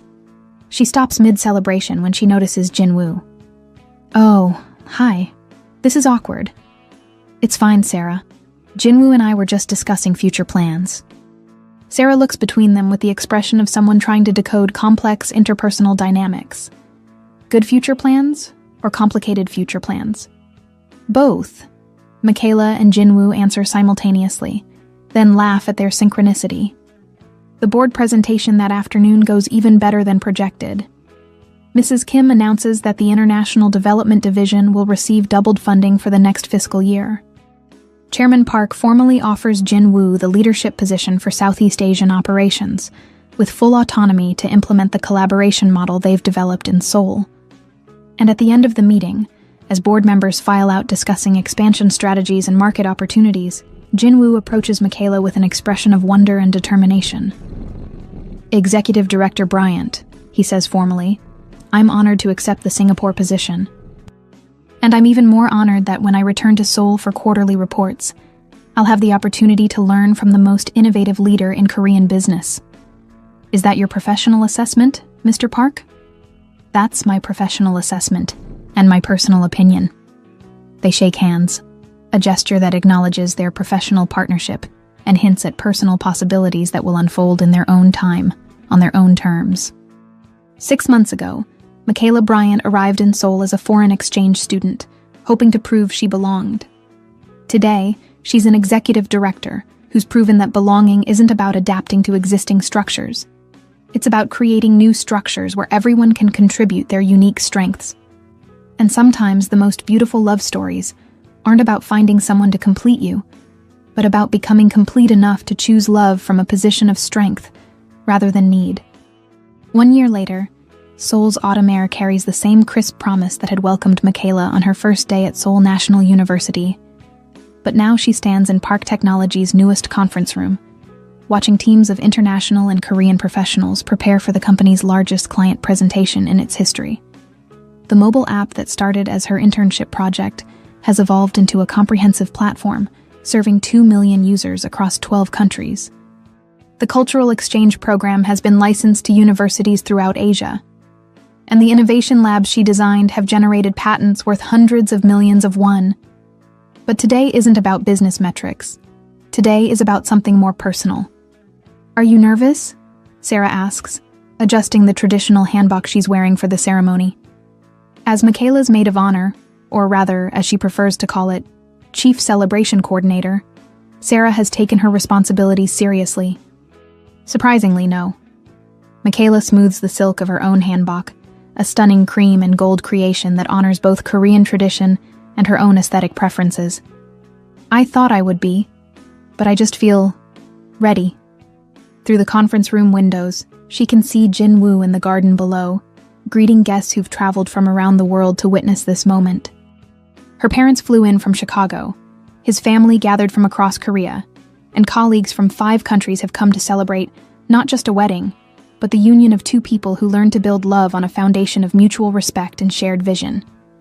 The ceremony will blend Korean and American traditions, a hanbok wedding in a Seoul garden, followed by reception dancing that would make her Chicago cousins proud. More importantly, it will represent the integration of 2 lives that have learned to support each other's individual growth, rather than requiring sacrifice for togetherness. 5 minutes, Sujin announces, entering the room in her role as wedding coordinator. Over the past year, she's become not just Michaela's colleague, but one of her closest friends, someone who understood both the professional and personal journey that led to this moment. Michaela's phone buzzes with a text from Jinwoo. Ready to become partners in everything, not just business? She responds, ready to prove that the best partnerships are between people who choose each other from positions of strength. I love your corporate strategic thinking, Executive Director Park. I love your willingness to take direction, Director of International Operations Park. The playful exchange reflects how their relationship has evolved. Jinwoo's 2 years in Singapore were professionally transformative. He built Park Technology's Southeast Asian operations into the company's fastest-growing division. But more importantly, the distance taught them that their connection was strong enough to survive independence, secure enough to embrace individual success, and mature enough to prioritize partnership over possession. When he returned to Seoul 6 months ago, they approached their reunion like the business leaders they'd become, with strategic planning, clear communication, and mutual accountability. Their first dinner was a 4-hour conversation about career goals, family expectations, and the kind of marriage they wanted to build. Their engagement was a joint decision based on shared values and complementary strengths, rather than romantic desperation. "It's time," Chairman Park announces, entering the room with the dignity of a man who's witnessing his grandson marry someone he genuinely respects and admires. The ceremony takes place in Park Technology's rooftop garden, transformed for the occasion with traditional Korean decorations and flowers that bloom in Seoul's autumn climate. 100 guests, family, friends, colleagues, and business partners, gather to witness vows that acknowledge both love and professional partnership. Michaela walks down the aisle alone, having politely declined her father's offer to give her away, with the explanation that she's giving herself, having earned the right to make her own choices about her future. The symbolism isn't lost on anyone present. This is a woman who claimed her own agency, and is now choosing to share it with someone worthy of the privilege.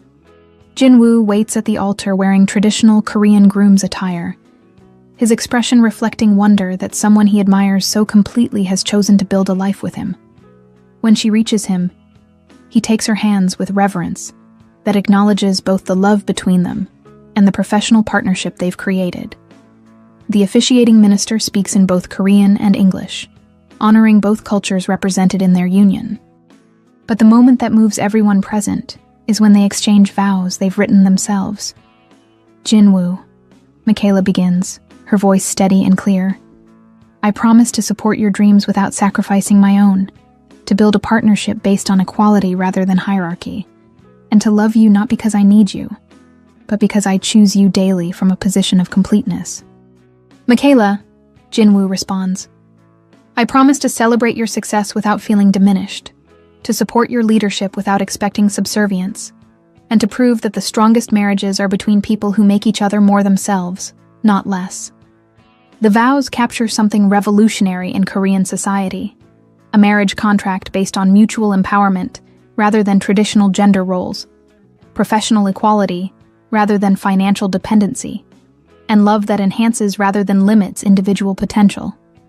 When they kiss to seal their union, the applause comes from hearts that have witnessed not just a wedding, but a demonstration that love can evolve beyond cultural expectations to create something genuinely innovative. The reception continues late into the evening, with speeches that celebrate both their professional accomplishments and personal journey. Michaela's father toasts, "A daughter who taught us that success isn't about fitting into existing spaces, but creating new ones." Chairman Park acknowledges, "A granddaughter-in-law who proved that innovation comes from embracing difference rather than eliminating it." But the moment that defines the evening comes when Sarah takes the microphone for her maid of honor speech. "I met Michaela when she was a foreign exchange student who thought she just needed to survive Korean academia," Sarah begins. "I watched her fall in love with someone who challenged her intellectually and supported her ambitions. I saw her build a career that changed how Korean businesses think about international collaboration. And through it all, she's remained the same person. Someone who refuses to be diminished, who believes in creating opportunities for others, and who proves that the best love stories aren't about finding someone to complete you, but about finding someone worth becoming your best self with." The speech receives a standing ovation, but what moves Michaela most is seeing her grandmother's ring on her finger, the golden symbol of ancestral strength that has evolved into a representation of the family she's chosen and the legacy she's building. Later that night, As Seoul's lights twinkle outside their honeymoon suite, Michaela and Jinwoo sit on the balcony, sharing a bottle of champagne and processing the magnitude of what they've created together. "Do you ever think about that first day you saw me in the auditorium?" Michaela asks. "Every day. You walked in like you owned the world, even when the world was trying to prove you didn't belong. What did you think would happen?" Jinwoo considers the question seriously. "Honestly, I thought I'd offer you a job. You'd work for a semester, and we'd both have an interesting professional experience.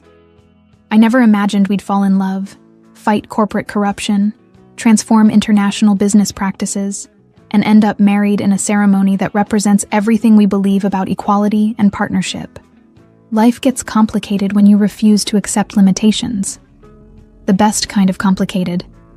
They sit in comfortable silence, watching Seoul pulse with energy around them. Tomorrow they'll return to work. Michaela as Executive Director of International Development, Jinwoo as Director of Southeast Asian Operations, both continuing to build innovations that prove diversity creates strength rather than weakness.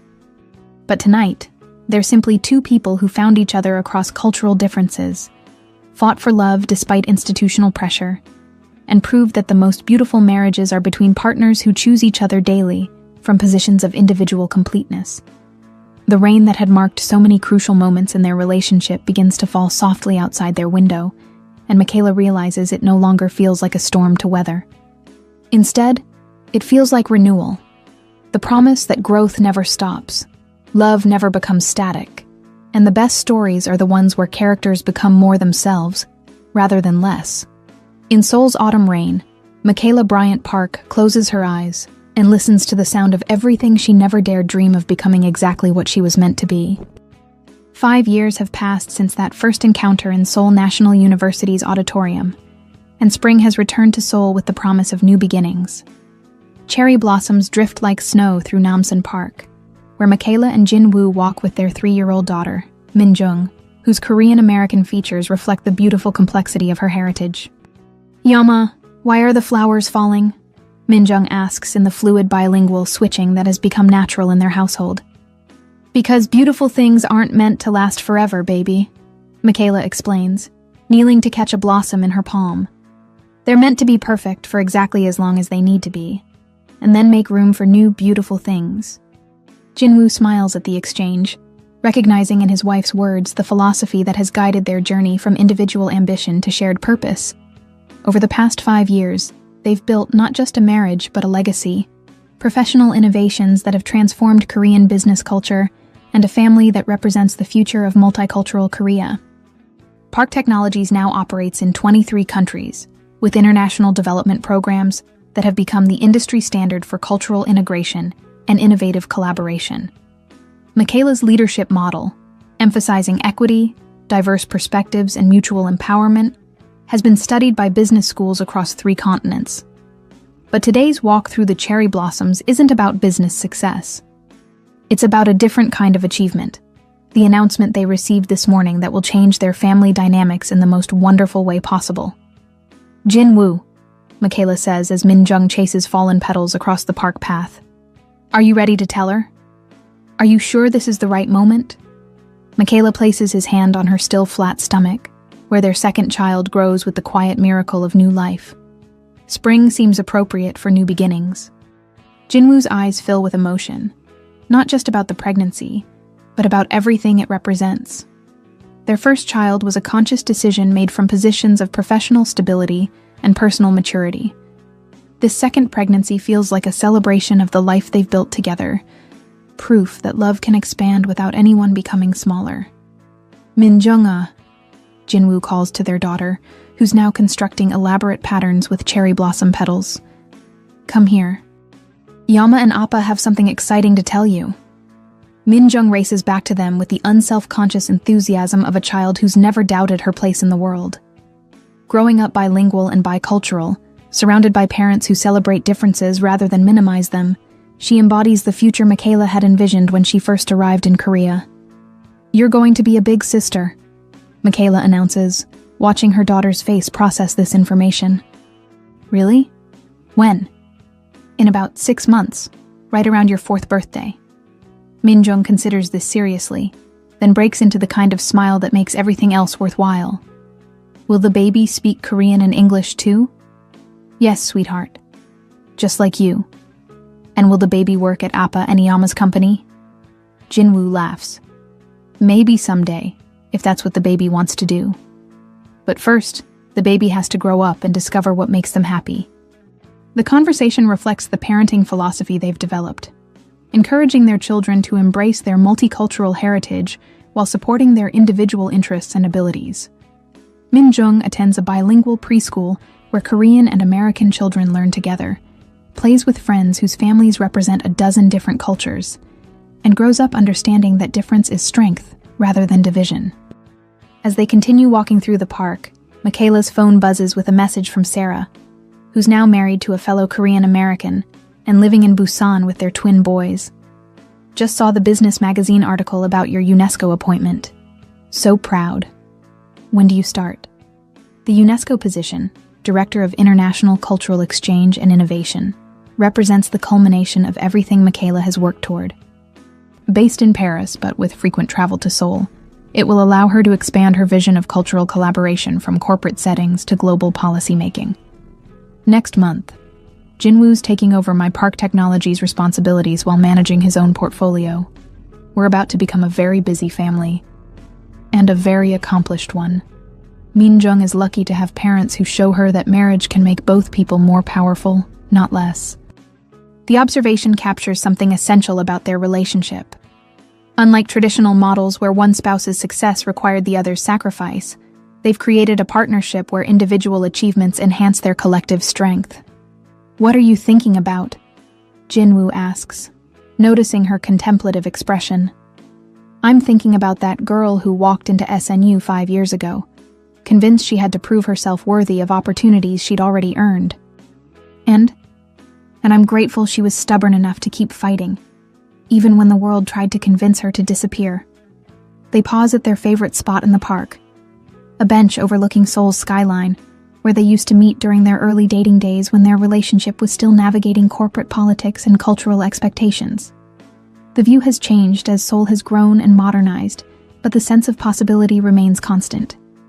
Minjung climbs onto Michaela's lap, careful of her mother's stomach, despite not yet understanding the full implications of pregnancy. Iyama, will you tell me the story? She asks. Which story, baby? The story about how you and Appa met and changed everything. It's Minjung's favorite bedtime story, though she's heard it dozens of times. The tale of her parents' courtship has become family mythology, a narrative about courage, love, and the power of refusing to accept limitations. Well, Michaela begins, once upon a time there was a young woman who traveled far from home to learn about the world. And there was a young man who had built something wonderful, but wasn't sure how to make it even more wonderful. And then what happened? They met during a rainstorm, and they discovered that when different kinds of people work together with respect and care, they can create beautiful things that neither could build alone. Like me? Exactly like you. And like your little brother or sister who's growing in Iyama's tummy. And like Appa's company. And like everything good that happens when people choose to see differences as gifts instead of problems. Jinwoo adds to the story, as he always does. And they learned that the best love stories aren't about people who complete each other, but about people who help each other become more completely themselves. I like that story, Minjung declares, settling more comfortably against her mother. As the sun sets over Seoul, casting golden light through the cherry blossom branches, Michaela reflects on the journey that brought them to this moment. The girl who arrived in Korea seeking validation has become a woman who creates opportunities for others. The relationship that began with corporate complications has evolved into a marriage that demonstrates equity in action. The dreams she never dared articulate have become realities that exceed her wildest imagination. The cherry blossoms continue to fall as the Park family makes their way back through Seoul's bustling streets, Minjung skipping between her parents while collecting petals in her small hands. The city pulses around them with the energy of evening rush hour, but their conversation remains focused on the future they're building together. Iyama, Minjung says, tugging on Michaela's coat. When you go to Paris for work, Will you bring me back stories? Of course, sweetheart. Stories about all the different people I meet and the beautiful places I see. Michaela adjusts her daughter's small backpack. But most importantly, I'll bring back ideas about how to make the world a better place for children like you and your little sibling. The UNESCO position represents more than career advancement. It's an opportunity to influence global policy on cultural exchange and international education. Michaela will spend half her time in Paris developing programs that connect young people across continents, and half in Seoul, implementing pilot initiatives that demonstrate how diversity drives innovation. Jin Woo, meanwhile, has accepted the role of Chief Executive Officer at Park Technologies, a promotion that represents both personal achievement and institutional recognition that leadership comes in many forms. His management philosophy, learned through years of working alongside Michaela, emphasizes collaborative decision-making and inclusive innovation. Are you nervous about being CEO? Michaela asks as they wait for the traffic light to change. Terrified, Jinwoo admits with a laugh, but also excited. The board's support for our international development model shows that Korean business culture is evolving. We have the chance to prove that inclusive leadership creates stronger companies. And if anyone doubts whether you're ready for the responsibility, then I'll remind them that the best leaders are the ones who learn to follow before they learn to lead. The comment reflects how their relationship has changed both of them. Jinwoo's willingness to work under Michaela's authority taught him that leadership isn't about control. It's about creating conditions where everyone can contribute their best work. Michaela's experience managing diverse teams showed her that innovation requires both vision and collaboration. They reach their apartment building, a modern complex in Gangnam that provides easy access to both Park Technologies and the international schools Minjung will attend as she grows older. The space reflects their bicultural family. Korean traditional elements blended with contemporary design, artwork from both their backgrounds, and children's books in multiple languages scattered throughout every room. As Jinwoo helps Minjung wash her hands before dinner, Michaela steps onto their balcony to watch Seoul's lights begin to twinkle across the urban landscape. Her phone buzzes with a message from Chairman Park, now 81, and preparing to transition fully into an advisory role. Congratulations on the UNESCO appointment. Your grandmother would be proud to see how you've honored her legacy while creating your own. The reference to her grandmother's ring, still worn on Michaela's index finger, brings tears to her eyes. The golden band that once symbolized survival and resilience now represents transformation and possibility. She's become the kind of woman her grandmother dreamed of: educated, independent, influential, and strong enough to build love that enhances rather than diminishes her power. Dinner's ready, Jinwoo calls from the kitchen, where he's been preparing Korean-style pasta, one of Minjung's favorite fusion dishes that somehow captures their family's multicultural identity. As they gather around the table, Minjung chatters about her day at preschool, seamlessly switching between Korean and English while describing the art project she made for her teacher. Her comfort with bilingual communication represents something revolutionary in Korean society: a generation of children who see multiple languages and cultures as natural rather than foreign. "Appa, will you teach the baby to cook like you taught me?" Minjung asks, carefully twirling noodles around her fork. Absolutely. Cooking is one of the best ways to learn about different cultures. And Iyama will teach the baby about other countries? That's right, sweetheart. The baby will grow up understanding that the world is full of different kinds of people, and that difference makes everything more interesting. After dinner, they follow their evening routine: Minjung's bath, pajamas, and bedtime story. Tonight, she requests a new tale about a little girl who travels to France to help children from different countries become friends. As Michaela improvises the story, she realizes she's describing her own future work, reimagined for a 3-year-old's understanding. When Minjung finally falls asleep, Michaela and Jinwoo settle on their living room couch to discuss practical arrangements for the coming months. The conversation covers childcare logistics, travel schedules, and professional responsibilities, but underneath the practical details runs a deeper current of mutual support and shared vision. "Are you sure you're comfortable with me traveling so much during the pregnancy?" Michaela asks, resting her head against Jinwoo's shoulder. "Are you sure you're comfortable with me running the company while you're establishing international programs?" They laugh at their synchronized concerns. Two people who've learned to share not just dreams, but anxieties, responsibilities, and the daily work of building something meaningful together. You know what I love most about our story? Jinwoo says, stroking her hair. What? It's not finished yet. 5 years ago, we were just two people trying to figure out how to build careers and maybe fall in love. Now we're partners creating changes that will affect thousands of people, raising children who'll grow up with a completely different understanding of what's possible, and still discovering new things about each other every day. Michaela thinks about his observation as Seoul settles into nighttime quiet around them. Their story began with a foreign student seeking opportunities and a young CEO questioning assumptions. It's evolved into something more complex and beautiful, a partnership that demonstrates how love can be both personal fulfillment and social transformation. The cherry blossoms they collected during their walk sit in a simple vase on their coffee table, already beginning to brown at the edges. By tomorrow, they'll have wilted completely. But their brief perfection has created memories that will last a lifetime.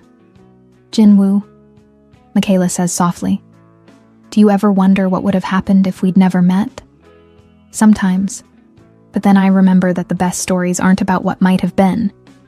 They're about what actually happened when two people were brave enough to choose each other, again and again, despite all the reasons why it should have been impossible. Who'd arrived in Korea 5 years ago, but a woman who'd learned to claim her own power, build her own opportunities, and choose love that makes her larger rather than smaller. Tomorrow will bring new challenges: UNESCO meetings, corporate strategy sessions, pregnancy appointments, and the endless logistics of managing international careers while raising a family. But tonight, surrounded by the evidence of everything they've built together, Michaela Park feels the deep satisfaction of a life lived with intention, courage, and love that grows stronger with each choice to keep choosing each other. The rain that had marked so many crucial moments in their relationship begins to fall softly against their bedroom windows, but it no longer sounds like a storm to weather. Instead, it sounds like renewal, the promise that growth never stops, love never becomes static, and the most beautiful stories are the ones where characters become more themselves rather than less. In Seoul's spring rain, Michaela Bryant Park closes her eyes and listens to the sound of everything she never dared dream becoming exactly what she was meant to be. Epilogue, the echo returns. 10 years later, the Seoul National University Auditorium looks exactly the same as it did on that rainy autumn day when everything began. The same wooden doors, the same fluorescent lights, the same rows of seats where 200 students once watched a young black woman refuse to be diminished by their stares. But today, the auditorium fills with different energy. International students, Korean professors, business leaders, and government officials gather to attend the Global Innovation Through Cultural Collaboration Symposium, an annual event that has become one of Asia's most prestigious international education conferences. Michaela Park, now 32, and serving her second term as UNESCO's Director of International Cultural Exchange, stands at the same podium where Professor Kim once questioned her place in Korean academia. Her 7-year-old daughter, Min Jung, sits in the front row beside her 4-year-old brother, Jin Ho, both watching their mother with the casual pride of children who've grown up understanding that their Iyama changes the world for a living. 10 years ago, Michaela begins, her voice carrying easily through the auditorium. I stood in this room as a foreign exchange student who thought she had to prove her worth to earn opportunities she'd already qualified for. Today I stand here as someone who's learned that the most powerful changes happen when we stop asking people to prove they belong and start creating conditions where everyone can contribute their unique strengths. The audience, now diverse in ways that would have been unimaginable a decade ago, responds with applause that acknowledges not just her words, but the transformation she represents. In the back of the auditorium, Professor Kim sits with several of his colleagues, his expression thoughtful as he listens to the woman he once tried to make invisible deliver a keynote address to an international audience. Time has taught him that his initial concerns about cultural integration were less about academic standards and more about his own comfort with change. Michaela's success became a lesson in recognizing talent regardless of the package it arrives in. Jinwoo, now approaching his 40th birthday, and recognized as one of Korea's most innovative CEOs, watches from the side of the stage. Park Technologies has become a global leader in cultural collaboration technology, with offices on 5 continents and programs that have connected millions of people across linguistic and cultural barriers. But the most meaningful measure of their success isn't corporate growth or professional recognition. It's the generation of children like Min Jung and Jin Ho who grow up bilingual, bicultural, and utterly comfortable with the idea that difference is strength rather than division. The question isn't whether we can create a more inclusive world, Michaela continues, her words echoing through the same space where her journey began. The question is whether we're brave enough to become the kind of people who deserve to live in that world. As her presentation concludes, and the audience rises in sustained applause, Michaela looks out over faces that represent dozens of countries, multiple generations, and countless individual stories of courage and transformation. Some are current exchange students, wrestling with the same challenges she once faced. Others are established professionals who've learned to see international collaboration as competitive advantage rather than cultural threat. After the symposium, the Park family walks through Seoul's evening streets toward their favorite restaurant, the same family-run establishment where Michaela and Jinwoo shared their first dinner celebration years ago. Min Jung and Jin Ho chatter in their characteristic blend of languages, while their parents follow behind, hands intertwined, discussing the day's presentations and tomorrow's possibilities. "Yoma," Min Jung asks as they settle into their traditional floor seating, "will you tell us about the lady in the pictures again?" She's referring to the photograph displayed in their living room, Michaela's grandmother, wearing her golden ring and a smile that speaks of dreams deferred but never abandoned. "Your great-grandmother believed that every generation should go further than the one before," Michaela explains, unconsciously touching the ring that now serves as a bridge between ancestral wisdom and contemporary possibility. She dreamed of a world where her granddaughter could build something beautiful and meaningful, regardless of what other people thought she deserved. "Did she know you would come to Korea?" Jin Ho asks, his Korean more fluent than his English despite growing up in a bilingual household. "I don't think she knew the specific details, but I think she knew that if I was brave enough to refuse limitations, I might discover possibilities she never imagined." Jinwoo adds his perspective, as he always does during these family conversations. "And she probably knew that the best love stories are between people who help each other become more themselves, not less. The children accept this wisdom with the matter-of-fact understanding of a generation that's never questioned whether different kinds of people can build beautiful things together. For them, their parents' intercultural marriage isn't remarkable. It's simply the foundation of their family, as natural as their bilingual conversations and their comfort moving between Korean and American cultural contexts." Later that evening, after the children are asleep and Seoul settles into nighttime quiet, Michaela and Jinwoo stand on their apartment balcony, looking out over the city that transformed them both. The view includes the Park Technologies building where they met, Seoul National University where their story began, and the endless lights of a metropolis that's become more international with each passing year. "Do you think we've actually changed anything?"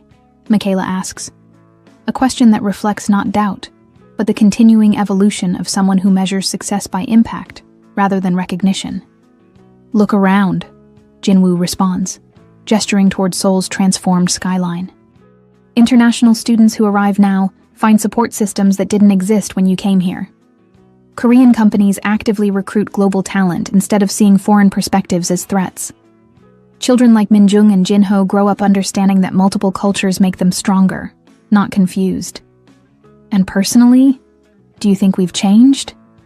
Jinwoo considers the question seriously. "I think we've become the people we were meant to be all along. You were always meant to be a leader who creates opportunities for others. I was always meant to build things that connect different kinds of people. We just needed to find each other to figure out how to do both things well." The rain begins to fall.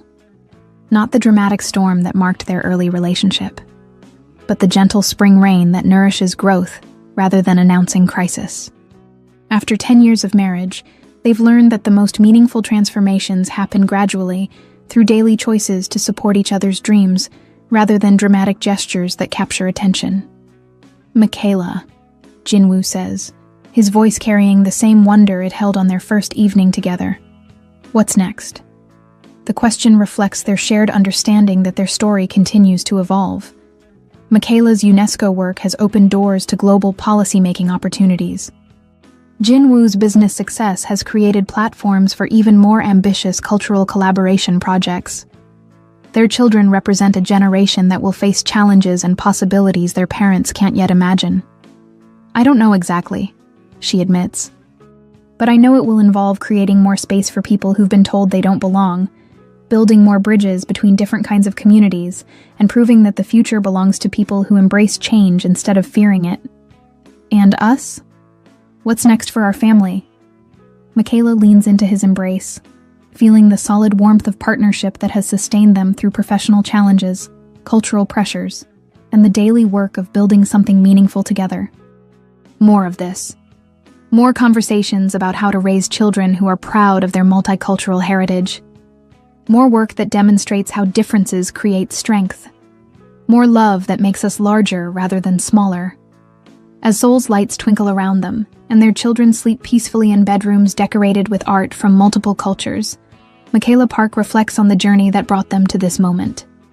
The girl who walked into Seoul National University's auditorium 10 years ago was seeking opportunities to prove herself.